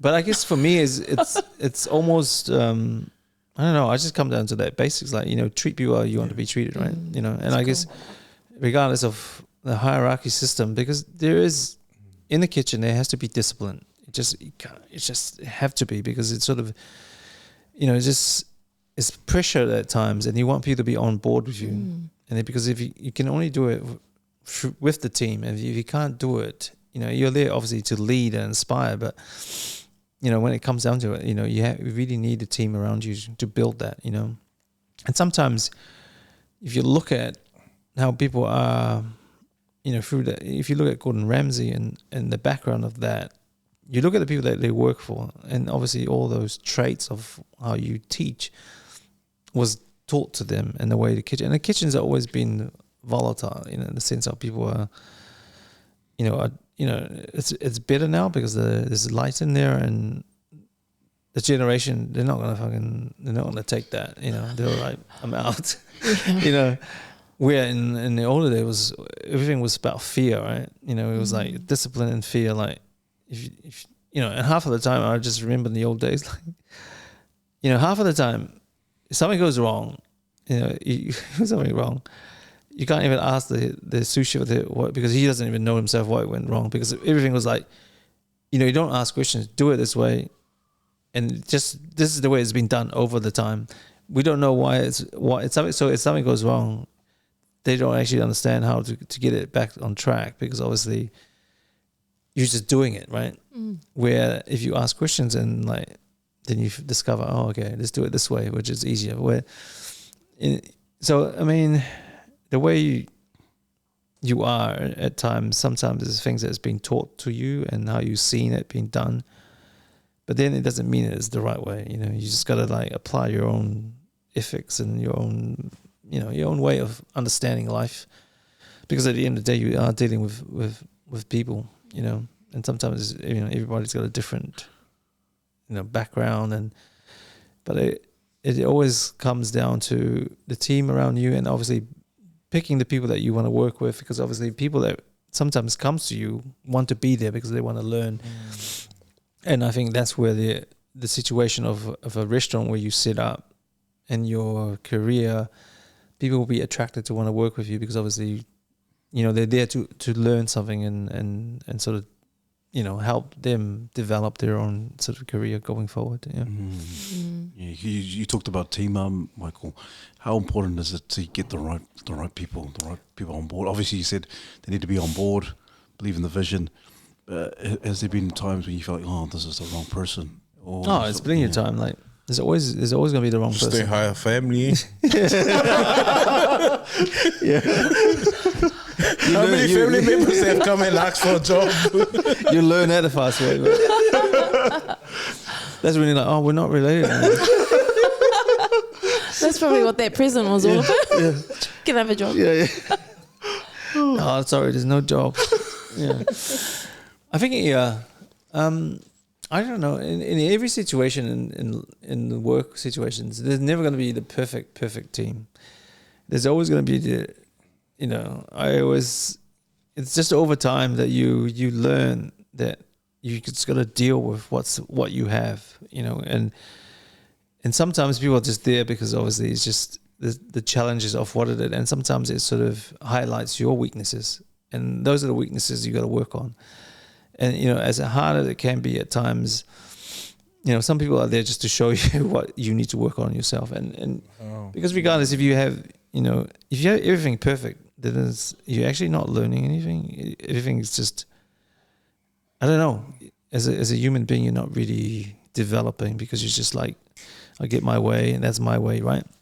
Nothing's going to challenge you, and that is the challenges that make you better. But in a team environment, obviously when you go out, you want the right people to work with you, and obviously the right experience that brings along. But the younger guys, you're gonna pick up people that you learn later on, like their work ethics are just a little bit different from yours, and and some of the things that you probably will learn, that those people don't stick around long enough, because you actually will naturally weed them out, because it's just suddenly they realize, oh, this is not what I thought it was going to be, or it's too hard, because obviously you got to realize that, man, I actually have to work, I'm just not here to socialize, but yeah, I mean, those are the things that it just comes with your career, like, and over time, I always think that I'd rather take somebody with the best attitude, with no experience, than someone with a lot of experience with a shitty attitude, because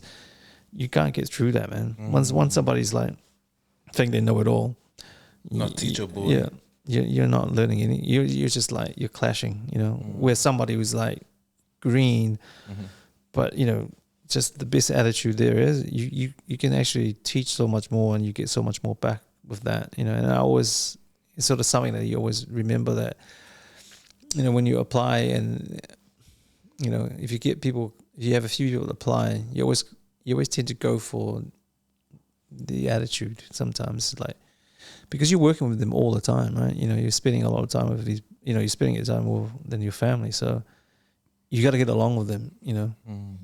So, you know, you always, you know, experience is great, but you know, attitude and how the approach is probably more important than the experience, because experience can be taught, but attitude, if you have bad attitude, it's too late, you know. Like, set in their ways, eh?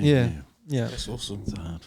I just love that insight in terms of leadership, in terms of like when you're working with someone that's quite difficult, it sort of reflects a weakness in yourself. So it shows your leadership, and also like your always that wanting to learn and grow.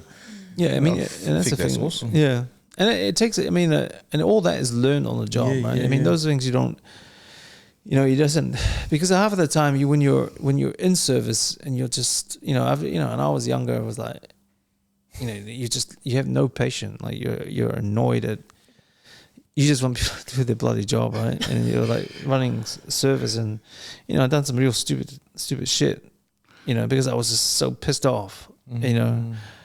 But then over time you look at it and, you know, you laugh about it, but then in hindsight you actually think, man, but you have no skills at that point to deal with that.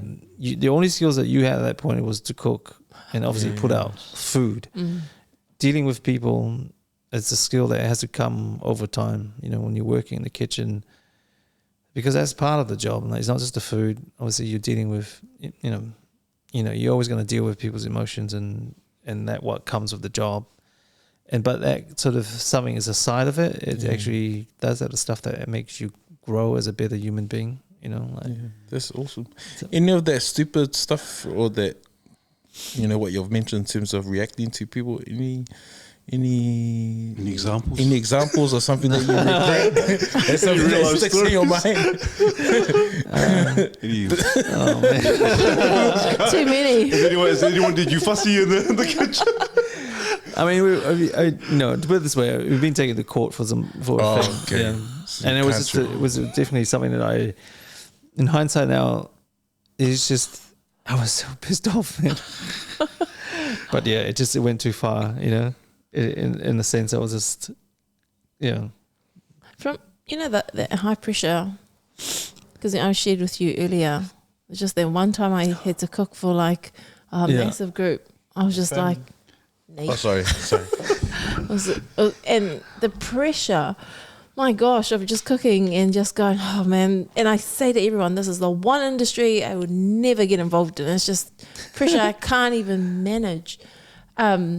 And so my question was, oh my gosh, it's just left me. But my question was really around just that whole, like, how do you stay calm in that moment? Like, how do you?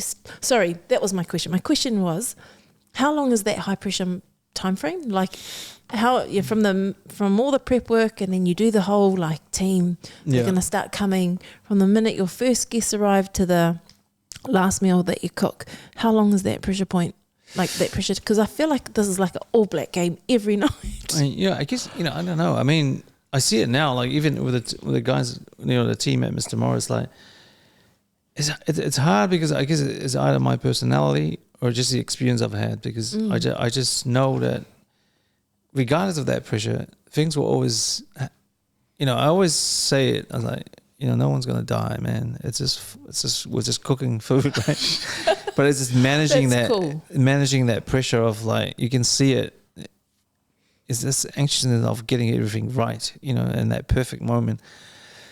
And I guess I have the time. I was lucky enough to have the time of experience of over time. Now I can relate to it and be like, it's you can deal with it. You can internalize it But the experience of over that time, it's like you just know it's gonna come, it's gonna go, and I don't know how I can make it easy for them unless they go through it, and it's a personal thing that you have to learn that through the job, because someone can tell you how to deal with this pressure point, but unless you go through it yourself and discover how you deal with it, you're never going to learn it.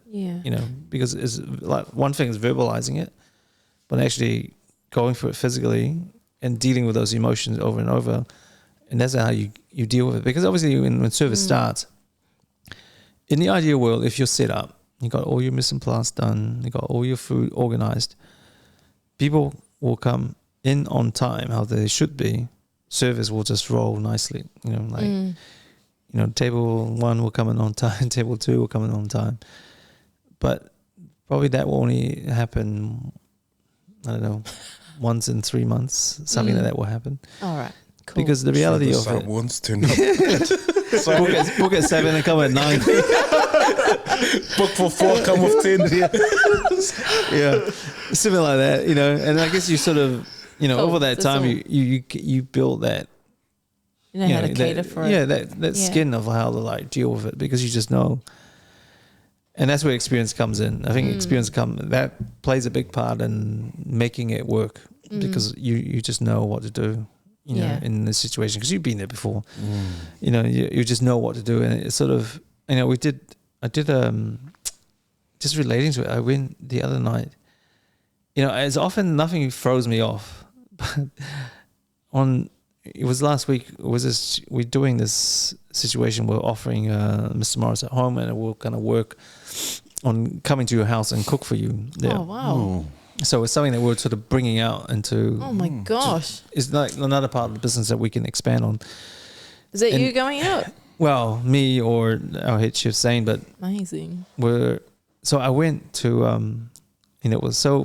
we went to the person's house, and you realize, because actually when you're out of your comfort zone or you're out of your kitchen, your space. It was a new kitchen, and then you get there, and I was totally underprepared, because I haven't cut everything that I need to cut, and you're suddenly working in the time frame in the small kitchen, you don't know, and you having to cook, and certain things were working, and then that's that pressure coming, and then they're coming, and they start talking to you. When they start talking to you, you're just like, you try to hold it, because you can't, you can't really say that, but you're in your head like, oh, F off, man. But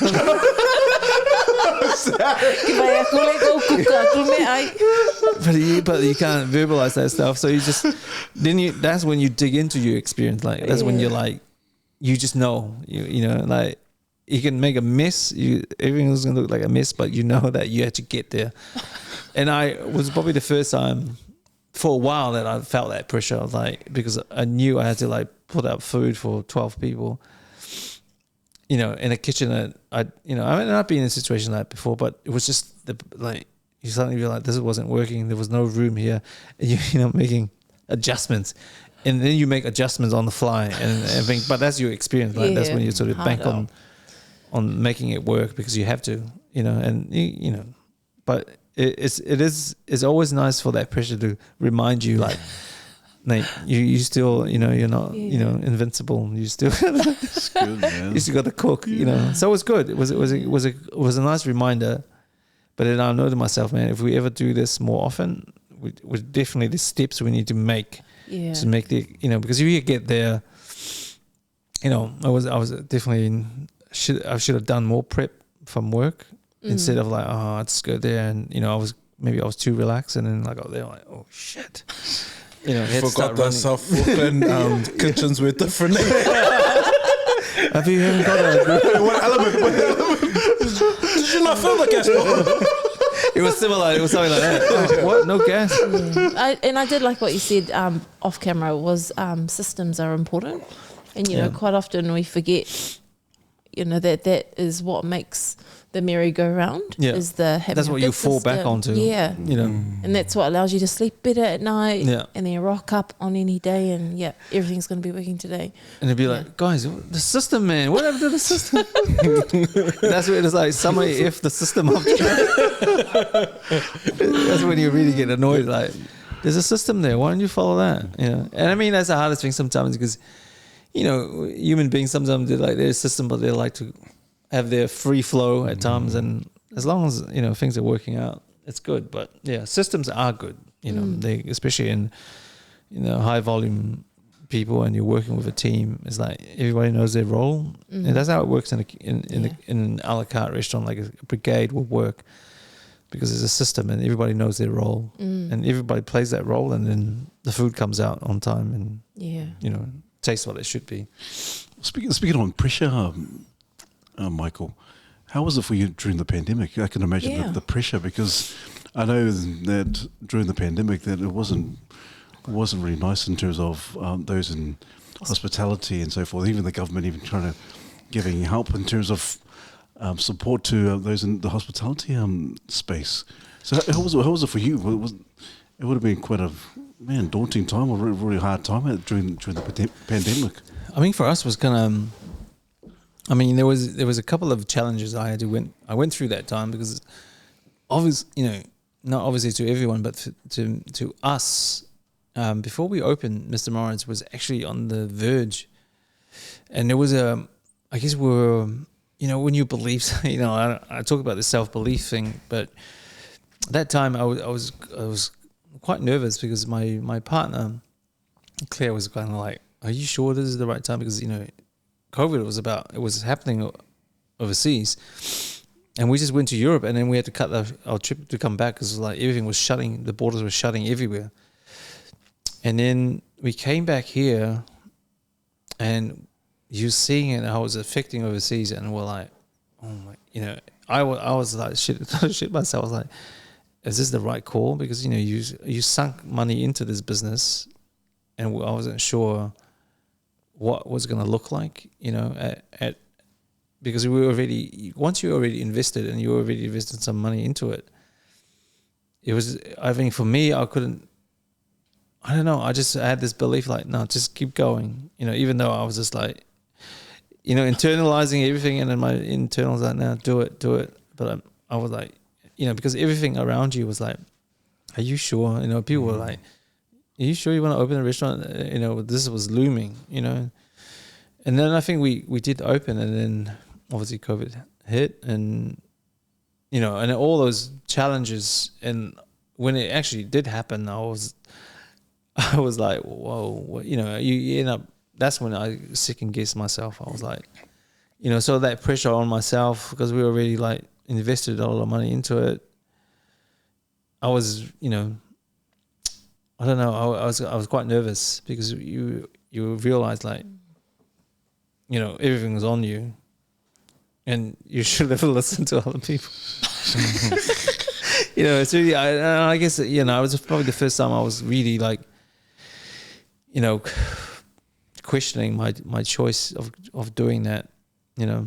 And then there was a lot of personal things in my life that happened out of all that probably what hurt me the most, or kind of like questioned my choices more because of my, you know, my personal life. And then obviously, you know, I didn't know what the career was going to, you know, the restaurant, how it's going to survive, because, you know, all those things that happen, you know, not just me, but for a lot of people, it divided the nations, and people had their opinions, and, you know, no one was, like, if you stood out, what you believed in, whatever scenario, what you believed in that whole side, people were just like, you know, because people were just like, it made me realize how people were not actually believing in themselves as much, because they were, you know, either you're going to go this way or you're going this way, and you either really have your own stuff together and really think, man, suddenly people just, you couldn't really be yourself sometimes, you know, and it was, no, this is the way it's going to happen. And then And I guess we had no choice and just fold into that in some aspects of how we dealt with it. Probably wasn't the best way, you know. But we all sort of, you know, had our own journey in it, you know. But the business side of things, yeah, it wasn't a positive time. I think there were some of the best things that out of that. People end up self-reflect a lot because obviously, what else are you gonna do when you go home? And you know, I spent a lot of time with my young kids, and that was, you know, and then one of the best things was like everything was quiet. You can go anywhere in the park. You like, you know, no one was out. But the mental part of it, I think people are still recovering from that. Yeah, you know, there's still a lot of people that, you know, probably regret things or just didn't really sort of adapt to the changes. And then also just brought out this other side that people just didn't want to work, you know. And we discovered that afterwards, like, you know, that I guess that mental strength in people kind of changed a little bit, you know. And I just found that, you know, it either push you one way or the other, you know, at that point. But business size, I think we're all, you know, especially Auckland, most of the business that everyone was in the same boat, you know, you got what you got. And obviously it will come down to your landlord if he was going to support you through that period of you know, rent, you know, because that was like, you're not earning anything. You're sort of giving staff a portion of what they earned, and then the business wasn't really getting anything. You sort of just like, you know, so I think those relationship with the people that, you know, that has your lease or your landlord, you know, was either supportive or not. But regardless of all that, I think it was more for the business end of it. It is what it is, man. There's not much you can do about that. It's happened, and I guess now it's just people trying to recover from that, you know. But it just changes how people work sometimes, you know. I mean, for me, I know what it sort of cost me in my personal life and also my in the business. But, you know, everything moves forward from now. And, yeah, it's just the recovery. I think it takes a little bit longer than what we expected it to be, you know. Yeah, so true. that is true. I was going to ask a question around, do you have, like, just in your work and at the level that you've achieved, do you have trade secrets that you keep to yourselves? Because you were just saying earlier that Only the bad habits. that's the secret ingredients. Yeah, I was just wondering, do you have trade secrets? I don't know, like whether it's in the I don't know. Is there trade secrets that you have as a Meredith? Trade secrets that you try to protect? That's why it's called a secret. That's right. It's a secret. But I think and it might be the system. It might be the. I think it's just the way you. I think it's sort of like looking at. I mean, it's one thing people don't understand is like you got to look after yourself, right? You know, there's that self-care mentality. You know, you have to look out, regardless of what you do, you have to look after yourself mentally and physically, because it's so important. You know, I mean, especially in the industry, it's a long career, and you often have to like be mindful of just making sure you put that time to yourself, because you know there are times that, you know, like hardest thing is like for the guys, you know, like now when you see the young chefs go through it, you know, they work those hours. And then, you know, they either go home, sleep, wake up, go to work. And you do that for a period of your, like, really good 8 years of that first part of your career. You know, you're working, you get up, you go to work, you're working, you know, and at some point you try to fit in, you know, socializing. And then you end up, what do you do when you socialize? You're having a drink, go out, you sleep, you go back to work. It's a cycle, man. It's a vicious cycle. Yeah. And it's sort of, how do you step away from that? And how do you step out? And I guess for me, I was lucky enough to always like interested in sports, you know, and I always like made time to invest in, like, you know, even to go to the gym, just enough for you to have that sort of outlet a little bit. And I think that's quite important, is that, you know, it's probably the secret is probably giving yourself that opportunity to do something else outside of it, you know, because you can fully get obsessed with it. and then all you have is food, sleep, food, sleep. But then you're not, your body is probably, your body. You need your body, to be able to do that work and be there.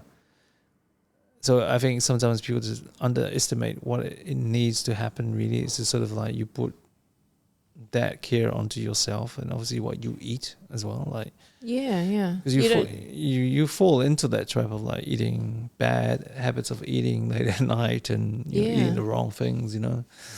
So you're quite disciplined in those areas. No, I mean I sort of over time. I guess for me, I seem to like lose weight. I'm about to open a business. Because you just don't. I don't know. Nothing sort of. I'm not hungry, and I'm one of these people. When I cook, I don't actually eat because everything is internalized and mentalized for me. So before I even eat it, I already know. I guess your palate's already stimulated. Your mind's stimulated, and so that feeds your appetite because you already know what it's going to taste like, and then you're kind of. Because for me, I eat food and I taste it, and that's a satisfaction out of that. So when the satisfaction is satisfied because of the mentalizing it, then you kind of almost like you don't need to eat. Wow. And then you go home and like eat toast. I was actually going to ask earlier, like, I wonder what he eats like when he gets home, like, because you're in front of food all the time. Like when you get home, do you even want to cook, or do you just No, I mean probably the best part about that's the thing. Like I think any profession, like if you're doing it all day, the last thing you want to go home is do that. Right? So of course you need to eat, but then that's why I guess for me I eat out quite a lot. Yeah. Eat out in restaurants and stuff. Gonna give these guys an excuse to go start eating out every night. Thank you so much. I love this. Do you need professional eaters? Because you don't want to eat giant food. Professional tasters. I think we're from the same village. Yeah. From my muscles. My dad's from Vaimuso. Related. Way back. But yeah, it is. I don't know. So that's why you eat out all the time. Yeah, I mean you eat out, and sometimes I don't know you do develop a different sense of your how your self breaks food down, like your metabolism and all that. It all plays a part of what you are, because I've eaten like strange hours of the morning. Like I don't stick to a routine, but definitely in the morning I don't eat. Like I really eat before after 12 I'll eat, because I'm just like if I'm up early in the morning. Normally, I'm kind of alert and my mind's busy. So then I'll have a coffee. Then you'll be like, you that's your breakfast, right? Yeah. But it takes over. It's different for everyone. But I definitely can't eat before service. It's just one of those things that I'm just like that. I can't like once I'm full, I can't eat. Or I can't because I'm always like you have to stay hungry when you're cooking, because you kind of like. I don't know. It's a thing I developed quite early, like because I'm in the zones that I don't need to fuel my appetite. I'm sort of just like my fuel will come from cooking, and I'm like on that. Wow. And then after work, then you can go out and like there's luckily enough Dominion Road is like lots of Chinese restaurants open late at night, so you go there and then you're like. Yeah, you just eat and I like eating noodles on Dominion Road. Yeah. I mean, those are the things. Yeah. There's so many nice places on Dominion Road. Like, if you drive down there, you realize like you probably spend a year eating out in one place. There's so many. It's exciting, man. That's cool. Awesome. That is a trade secret, actually. Just the way you've described your lifestyle. Yeah. I was just reading the other day. They were talking about fasting and how important it is to not eat before you do like an event, because it keeps your brain quite alert. Yeah. And so when you're describing all of that, and and this is just the way you live your life, I'm glad I asked you that question, because even your answer is brilliant around that. Like, what's your trade secrets? The way you live your life, and your science backs up what you're saying. Like, not eating before big events, not eating too much, eating just to have enough, like that kind of stuff. keeps you like highly alert, Yeah. And highly and creative. you have to. I mean, that's the thing. I guess it's sort of like nerves. Nerves plays a big part. I mean, I still get nerves now when you speak in, like if you do cooking shows or cooking events you go to. I think there's always that alertness, but then also that fear of like being judged. And I remember doing some of the first things I did, and I was like, you don't believe that you should be there. Your story's not relevant enough to be told, and you're kind of like nervous to share it. And because I think that there's a term that I learned around that whole time is about being authentic. And authenticity is like, it takes a while for you to understand that, what it means. Because half of the time you're trying to be someone else all the time, because obviously when you look at people that you look up to and you want to emulate what they are and what they do, and somehow your value is not good enough at that point because you're kind of like, I got nothing to offer, and so then I guess in your early days you're sort of like a version of what you are, but mostly is the things that you've sort of learned and what you think that is valuable at the time that you become that. And it's not until later on that you actually don't. I think when it comes down to it, it's like not giving a shit what other people think. That's the simplicity of it. That's what it is, really, because then you learn to accept yourself, and if people don't like you, then unfortunately that's their problem, not yours. Yeah. But then because we base so much value on that, that it actually eats away at us at times, and half of the time it's hard to break that, because you're just like, and then that stuff comes, every time you're about to speak, like that mind comes up like, hey man, what are you gonna say? And I'm like, you out there, you're already like, you're froze, right? And I think, but I mean, it's more of and that kind of stuff comes over time, that you learn how to deal with it, and and you just learn that you just got to trust what you say, and as you get older, man, it comes with age, and that sort of experience, and just know that, man, what do you have? Just you and the man upstairs. And so important to teach people that at such a young age, is to be authentic, and not to give a shit about what people think, because otherwise you wouldn't be who you are today, being able to make unique creations. Because if you were trying to emulate someone else and you weren't your true self, you wouldn't be able to create the things that you create. I think that's so important to teach people that at such a young age. It is important, especially this day and age. Like, people can't. If you look at, people just want to be something else. Like, if you look at, because there's so much online. Like, you look at it, it's like, even me sometimes, I'm like strolling. I'm like, man. You look at it, like, you can just waste 2 hours of your life like doing that, and then your mindset is just like can't start your day off like that. No, and it's hard, I guess sort of like one of those things. And then how can you tell your kids that when you're like, stop that, stop doing what I'm doing. Stop that, Brad. Don't follow what are you doing, Brad? But why are you doing it yourself? I'm older. Because I paid the bill. Wi-Fi is me. It's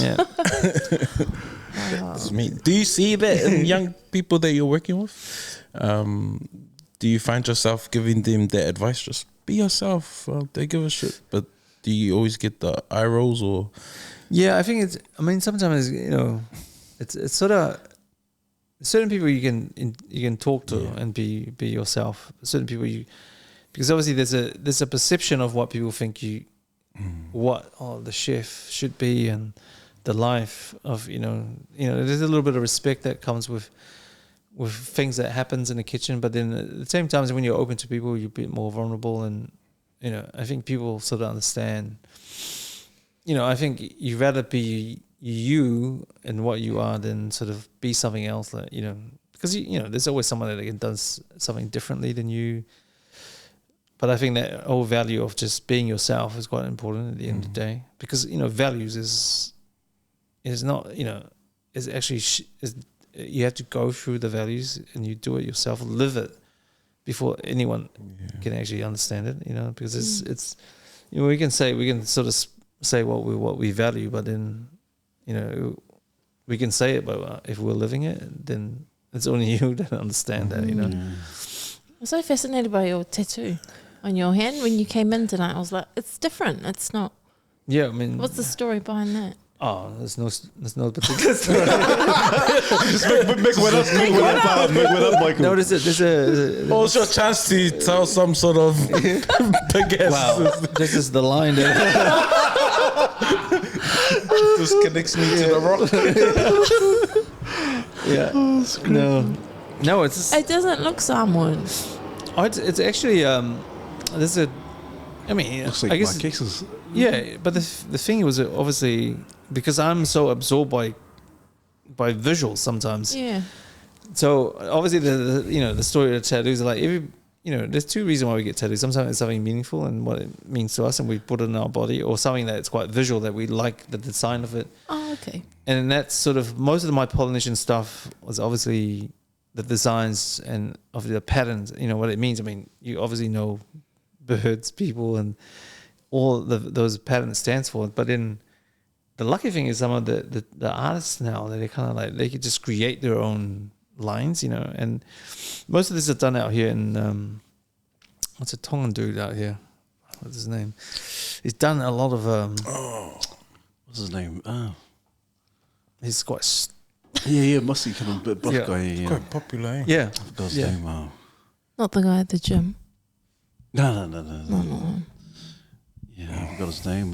Son of a man. Popular. Yeah, he's done a lot. He's done a lot. He's done a lot of work in Australia. But lucky enough, I sort of met him quite early on in Grey Lynn. There was a Māori guy there who was under. He was just sort of learning his skill, but then he went out on his own and he set up out here. So he's done quite a few pieces, and then you just turn up and you just say, hey man, because I always like the hand tattoos. Yeah. And obviously the Samoan women have that pattern. That Yes.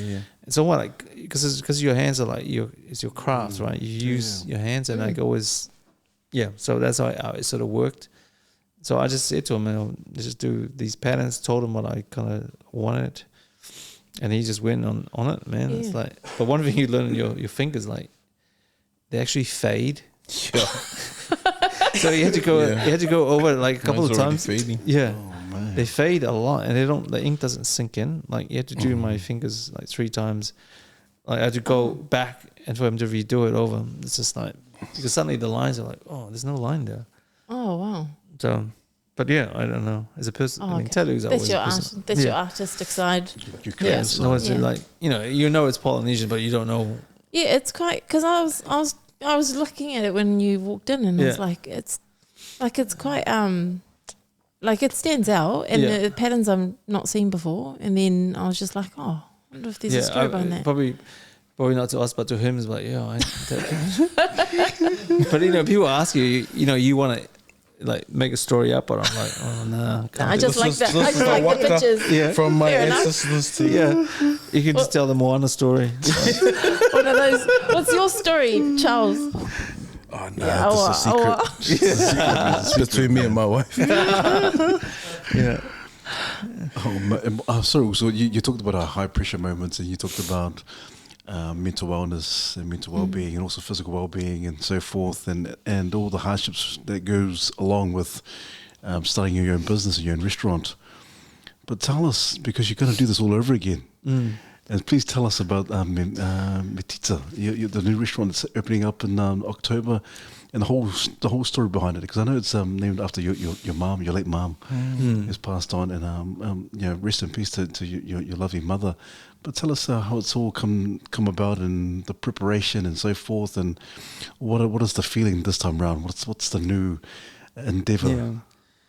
Yeah. I mean, I guess the business, the concept was there. It was there a long time. And when we have all those moments when we think of something and we bank it, and we know that somehow, if ever comes up, it's there. It's sort of. I think most of the time when people have ideas that we think it's new, but people actually do think of something quite early on in the piece, and they sort of hold that memory back there. And with this, it was always at the back there. I mean, I sort of knew I want to sort of like, honor my mum in the sense because of obviously her influence in my life quite early on. That I didn't know at the time, but I realize it now. Like the thing with food, and it's probably just, you know, paying that respect to her about, and I knew that in some way I would have to have that name into a business, but I didn't know how. You know, that's the best thing about it. Like you know, sometimes the world gives you these ideas, but you don't know how. But the how will just come. You know, and then, you know, with Sky City, we were about to open Mr. Morris, and we had conversations about, you know, doing something, and I pitched the idea of doing a Polynesian concept. You know, and I guess at that point, you know, I was like, oh, Polynesian concept, would they be, you know, open to that? And they were like ecstatic about it, because obviously when you look at it, Auckland's one of the biggest Polynesian cities in the world, right? And Sky City is, you know, there's, you know, we have a lot of Polynesian people go there, and it's the center of the city. What do you mean? What do you mean by that? investing. There's a lot of investors there, you know, investing in, and I mean that's the unfortunate side of it. But I mean, it's, you know, there's a lot of people that work there. So I guess when the concept was presented, they were keen on it, and I guess the steps was obviously, you know, for me to present it to them and see what it can look like. So that process sort of, you know, happened quite early on before COVID, you know. So this is how long this thing's been sitting, you know, and this is how long I've been on this, you know, and it kind of, you know, there were times even in COVID I was like, is this gonna, you know, because everything stopped, the conversation stopped, nobody knew. I mean, Sky City went through a hard time themselves, and we're like, well, is this gonna ever, it was gonna happen? And then, you know, when things got settled in, there was some good gentlemen in there that they were like, you know, afterwards they picked it back up. You know, we went through the process, did the tasting, they approved it. Then we looked at certain sites in there, obviously to do the concept, and we settled where we are now. It's just because of, you know, obviously when you're looking at these things, there's a cost involved in doing the idea and redoing it, and obviously when something's out of budget, it's out of budget, you know, and you can't really like. And then from that, I guess it lead into certain other places, and then we landed in what is inside.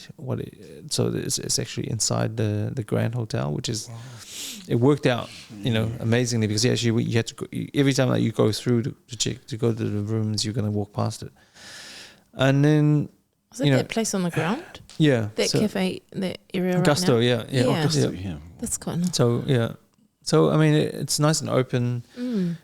And then, you know, everything else fall into place. You get the people to work with, you know, to create the space. And obviously, you know, like designing a bit, anything, you have a visual, what you want to be. And then you sort of put that together with designers and architects that obviously they know how to put your vision together. And then, you know, and it comes into that space. And then, you know, it's a process, especially with a bigger company like Sky City. The support's there, but then everything's got to be internalized, go through the process.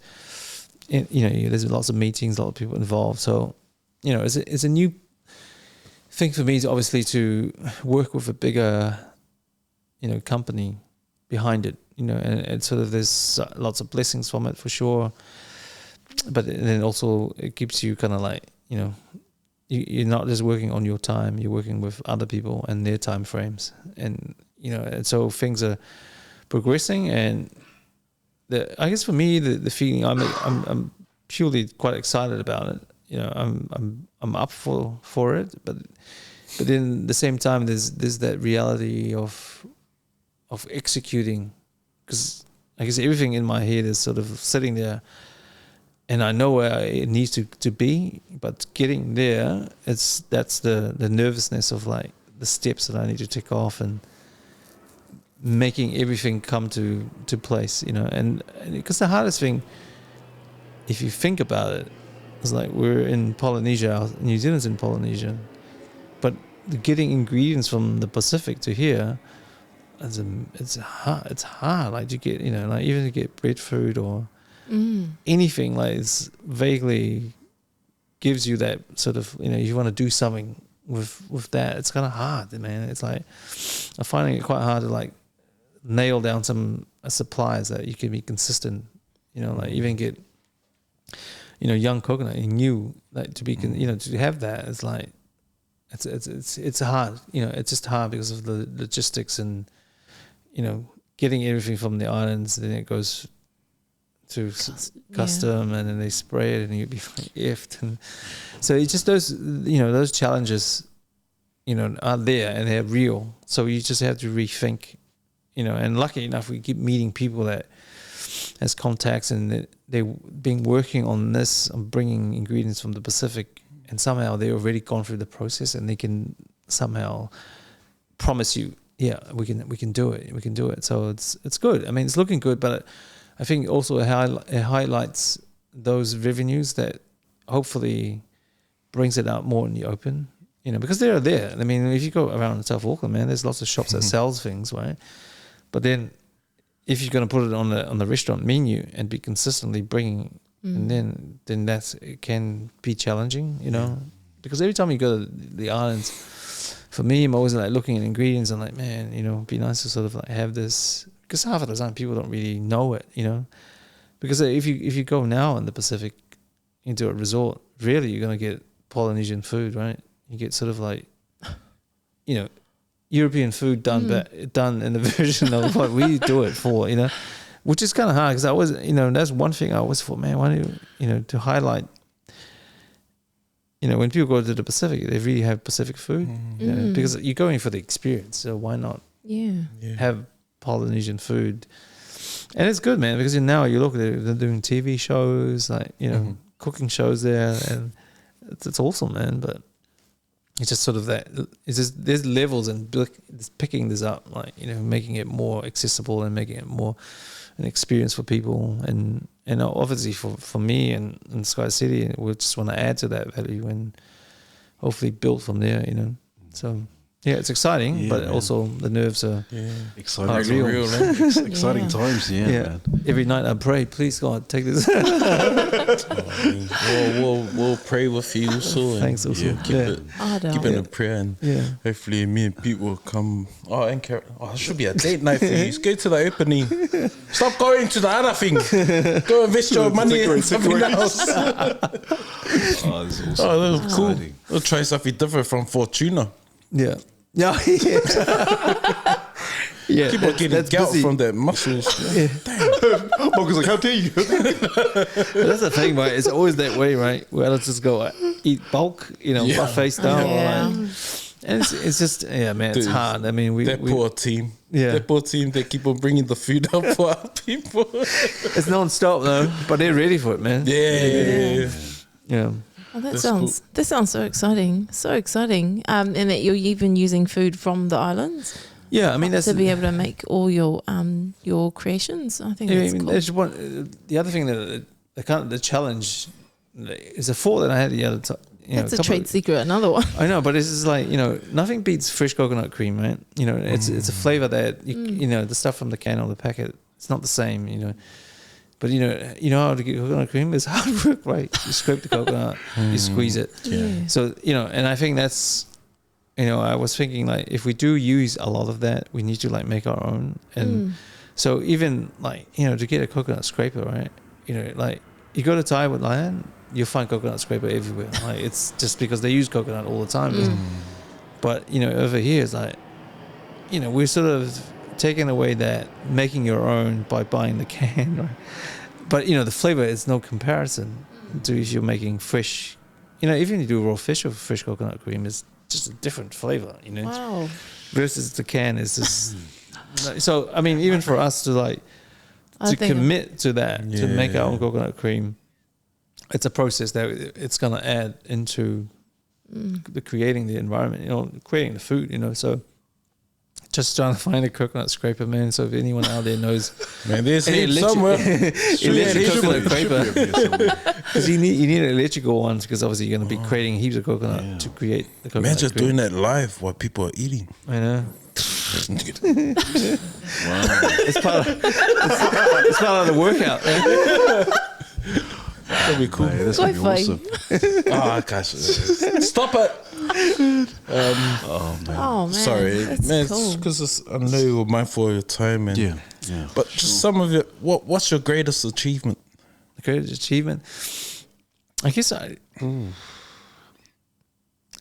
for me as a human being, I guess yet to come. I feel, Oh, that's a cool answer. Oh. I feel like there's so much things that there's a lot of stuff you achieve, but when you look at the grand scale of as a human being, what I want to achieve, that to be good at is yet to come. It's just something that I sort of like in myself. I just need to like better that.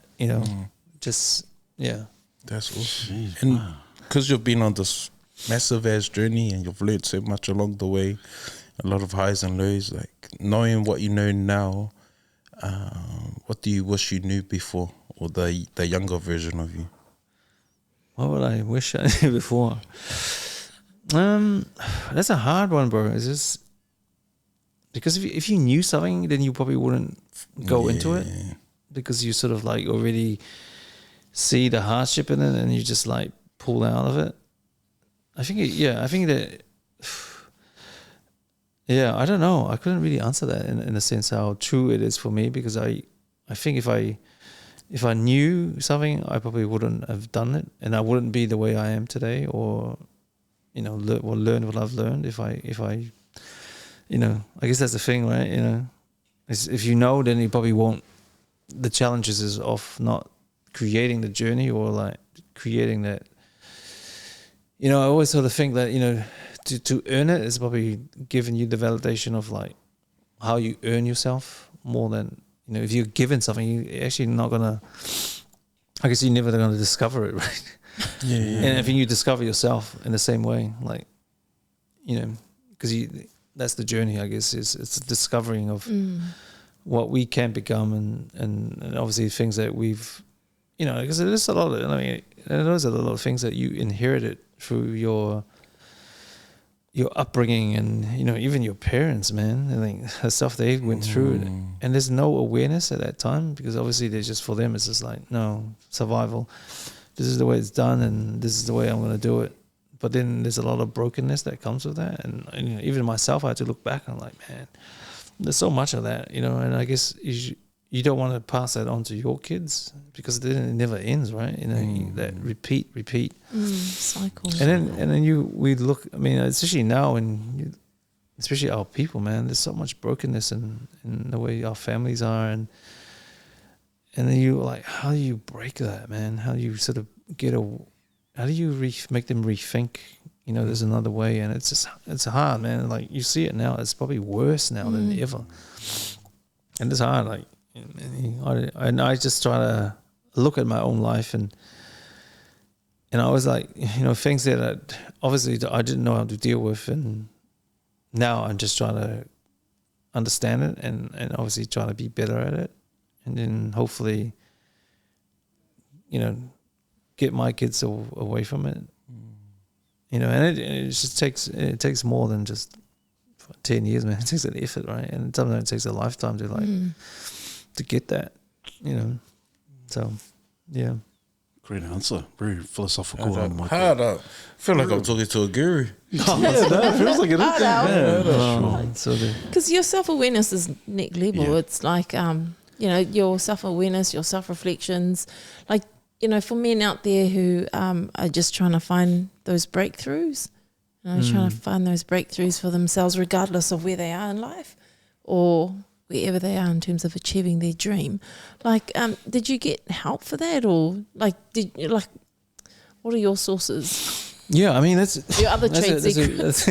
That's a good question. I mean, I don't know. A lot of it was actually, growing up, I was quite, you go through that sense of, religion was a big part. I mean, church was always, the thing was in the background, right? And it laid that foundation for me, that sort of awareness there is a higher being than me. Yeah. And, the early times I remember when I was young, you can never talk to anyone if you get a hiding, right? But you can talk to someone else. Like, Yeah, I know that hiding you're talking you kind of like, why is this happening to me? But but I think through that period, you develop this trust in the elder being or a bigger being than you that it gives you that guide, right? And he puts you on this earth, and there's so much more to life than in those moments. Sometimes, even though you think like there's nothing else, But I think for me, that stem that built self-belief in that, and I was lucky enough to actually go through processes that, I had to do a lot of stuff in myself that, you realize that you're not going too far in that direction. Yeah. And then you had to, you're given. I mean, life gives you so much opportunities. Like every day is like, it might seem like boring at times, but it's like that, that ongoing. But if you're willing to sort of put that effort in and just look at it, it actually will just reveal itself. And I think that's the journey in itself, that sometimes we meet people along the way that actually sort of gives you guides, and there's a lot of people that obviously have,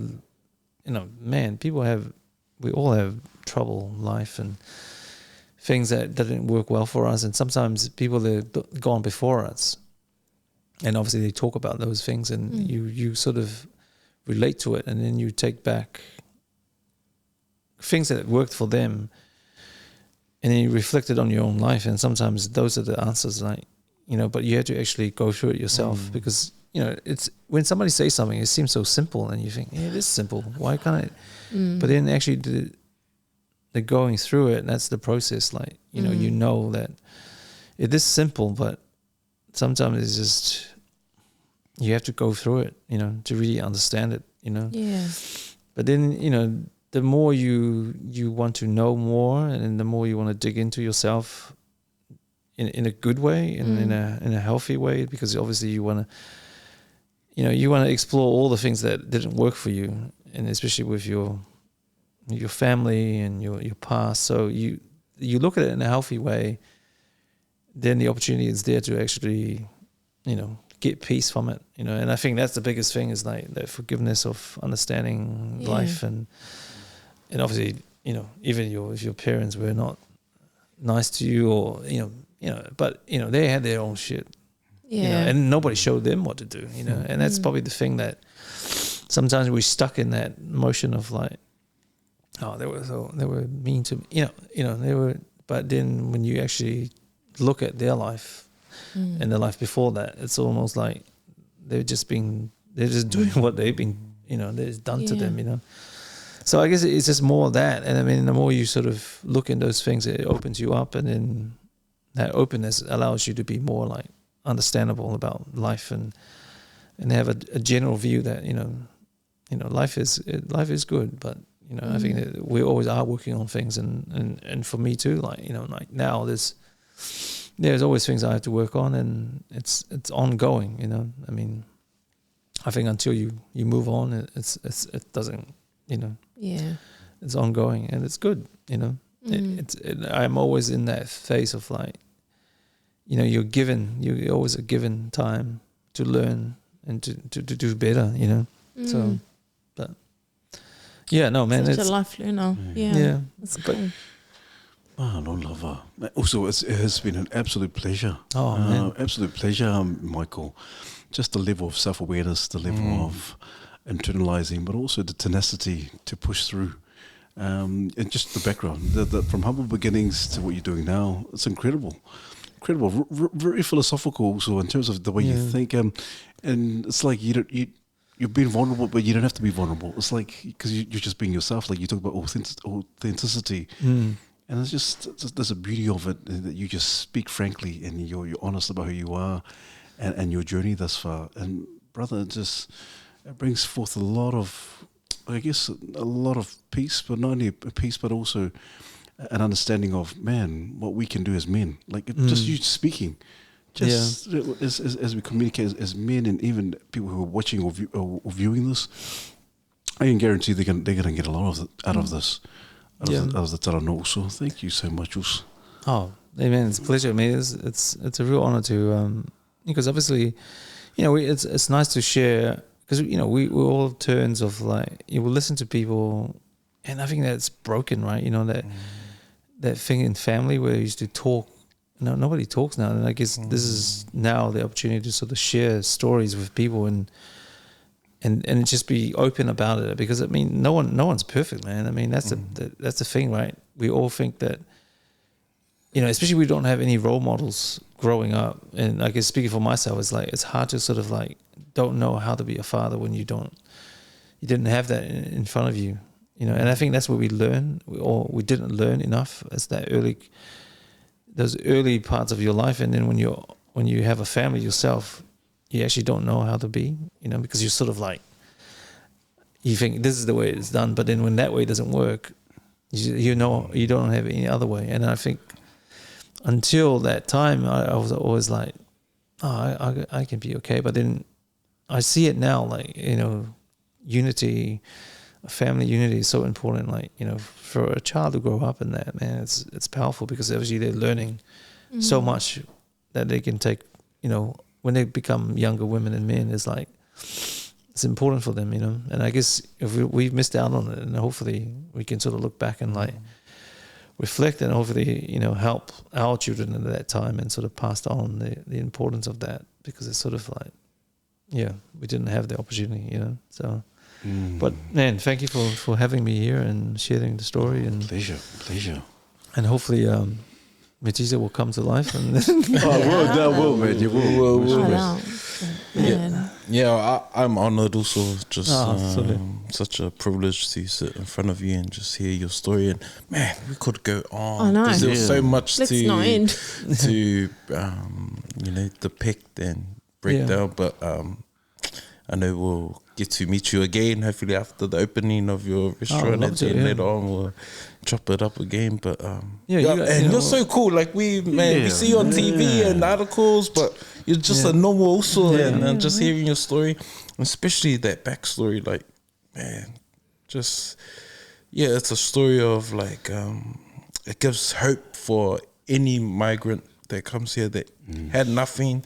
They can look at you, see someone that looks like us, and just out there, like, not just for your people, but just for Polynesian people in general. And so and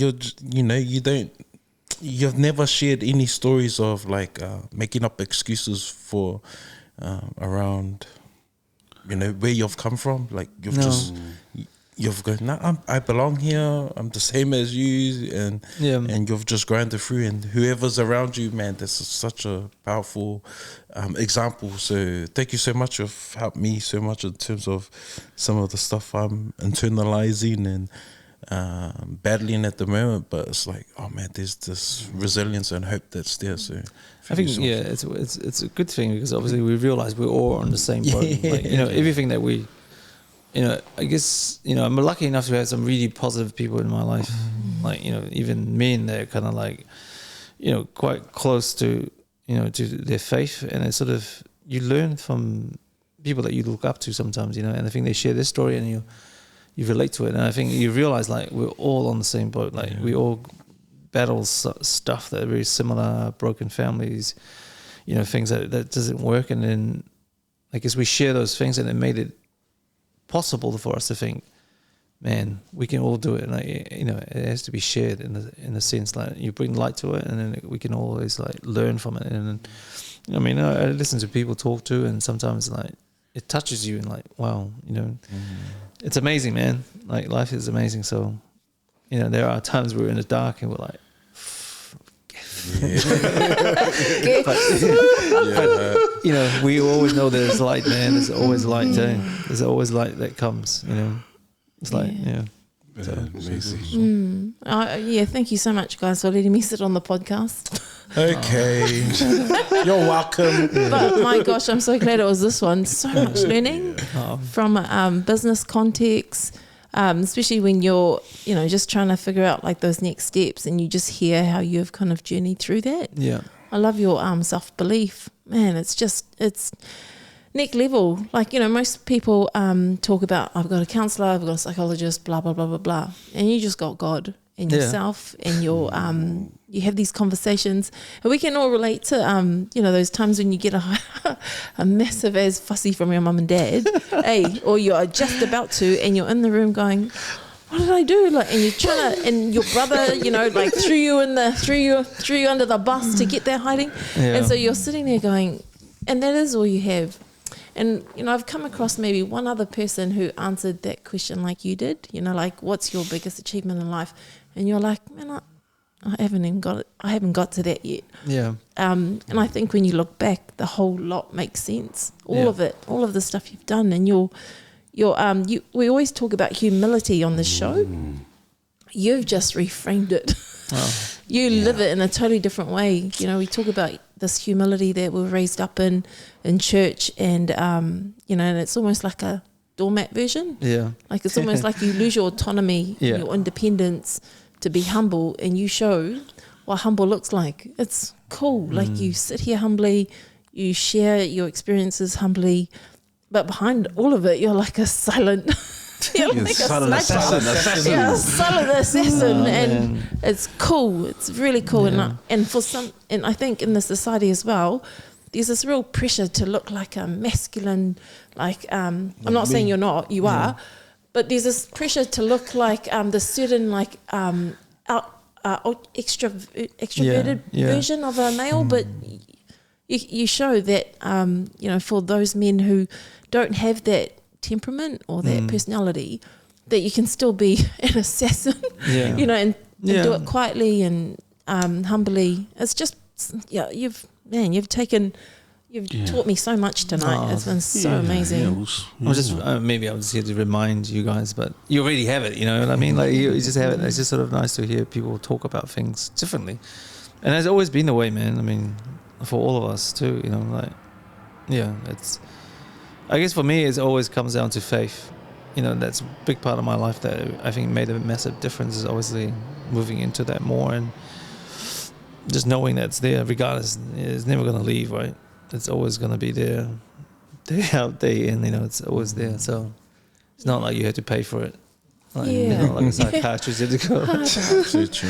And just even your just teaching us about the artistry and the science behind food. Man, I'm not gonna look. That I to look me at is food different now. That to me has been fascinating. Just even the and how you've incorporated, because I work in mental health, and I'm like, and well-being, and you just showed what food can do to emotions, mental, physical. It's crazy. And we always talk about sugar. I really appreciate you sharing the science and the intellect behind it. That's been fascinating. So fascinating. Oh, thank you. Yeah. Amazing. I feel like I'm going to cry now. No, for real. We're trying to. One more speech. And you know what? We actually get to keep this forever. This piece forever. Yeah. Generations from now will watch this. And they'll, whoever watches it will get so much out of it. Yeah. I hope so. I guarantee. It's always that voice, right? Sometimes it's just and I was in the same shoes. Like you just needed someone to say something that triggers you, and that's that trigger that there's a drive in everyone, and we all have that. I think it's just something that will trigger us to perform. And sometimes triggers are not healthy. It's like we've all gone through processes that, but it gives you a drive to that next purpose that, if you're aware enough and you're looking for those answers, you're always going to be shown. But, you need to have that trigger, that something that pulls you to stand up and like, okay, I'm going to do something for me. It's like when people actually decide to give up drinking, there's a trigger that just like they realize like, no, I can't do this anymore. And that's the real trigger that regardless what you go back, it's a reminder of like, no, you've been here before many times, so you got to like stop that now. So Damn, that's cool. I'm gonna quit now. We're really blessed. I'm really blessed. We're really blessed tonight. Also, thank you so much. But we always give our guest a gift, Michael. Oh, sorry. And so also we always do a bit of a caricature of our guest, a bit of how we envision them to be.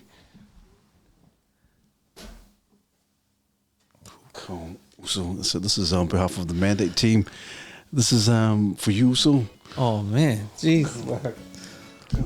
Doesn't even look like me, man. It's like a Palangi guy. That's awesome, though. And also when Metita's open up, this is champagne for you to celebrate from the mandate team. Thank you. Oh, seriously, man! You can, when you guys keep this here, and then we open Metita, you can cheer for me, right, on the show.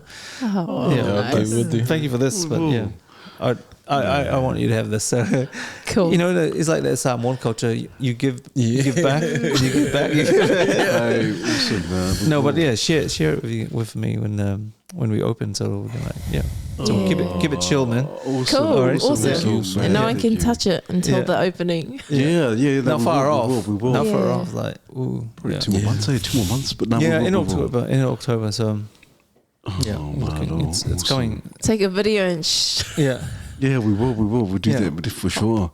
But Michael, is there a guest? Any people you think that would be ideal to come on the podcast? Anyone that you can think of from the top of your head, like, oh, that would be perfect to That's come on. awesome. Yeah, I'm just trying to.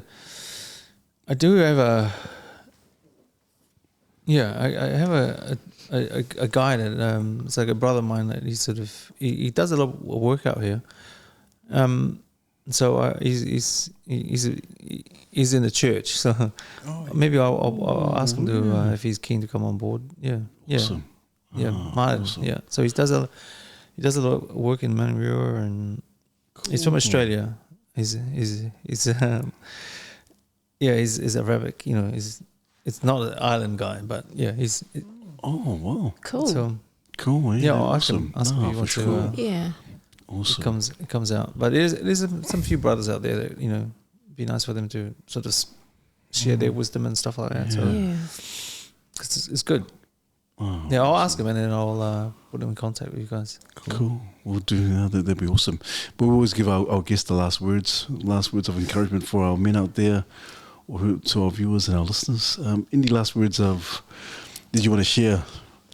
Yeah, I mean, the journey in itself, it's long, and I think the biggest thing is probably having that perseverance and belief in yourself, and obviously the long term and things that you probably want to work on yourself. I mean, I think that's probably the self-discovery that, that's the end of it, the benefit of knowing yourself, what you should be.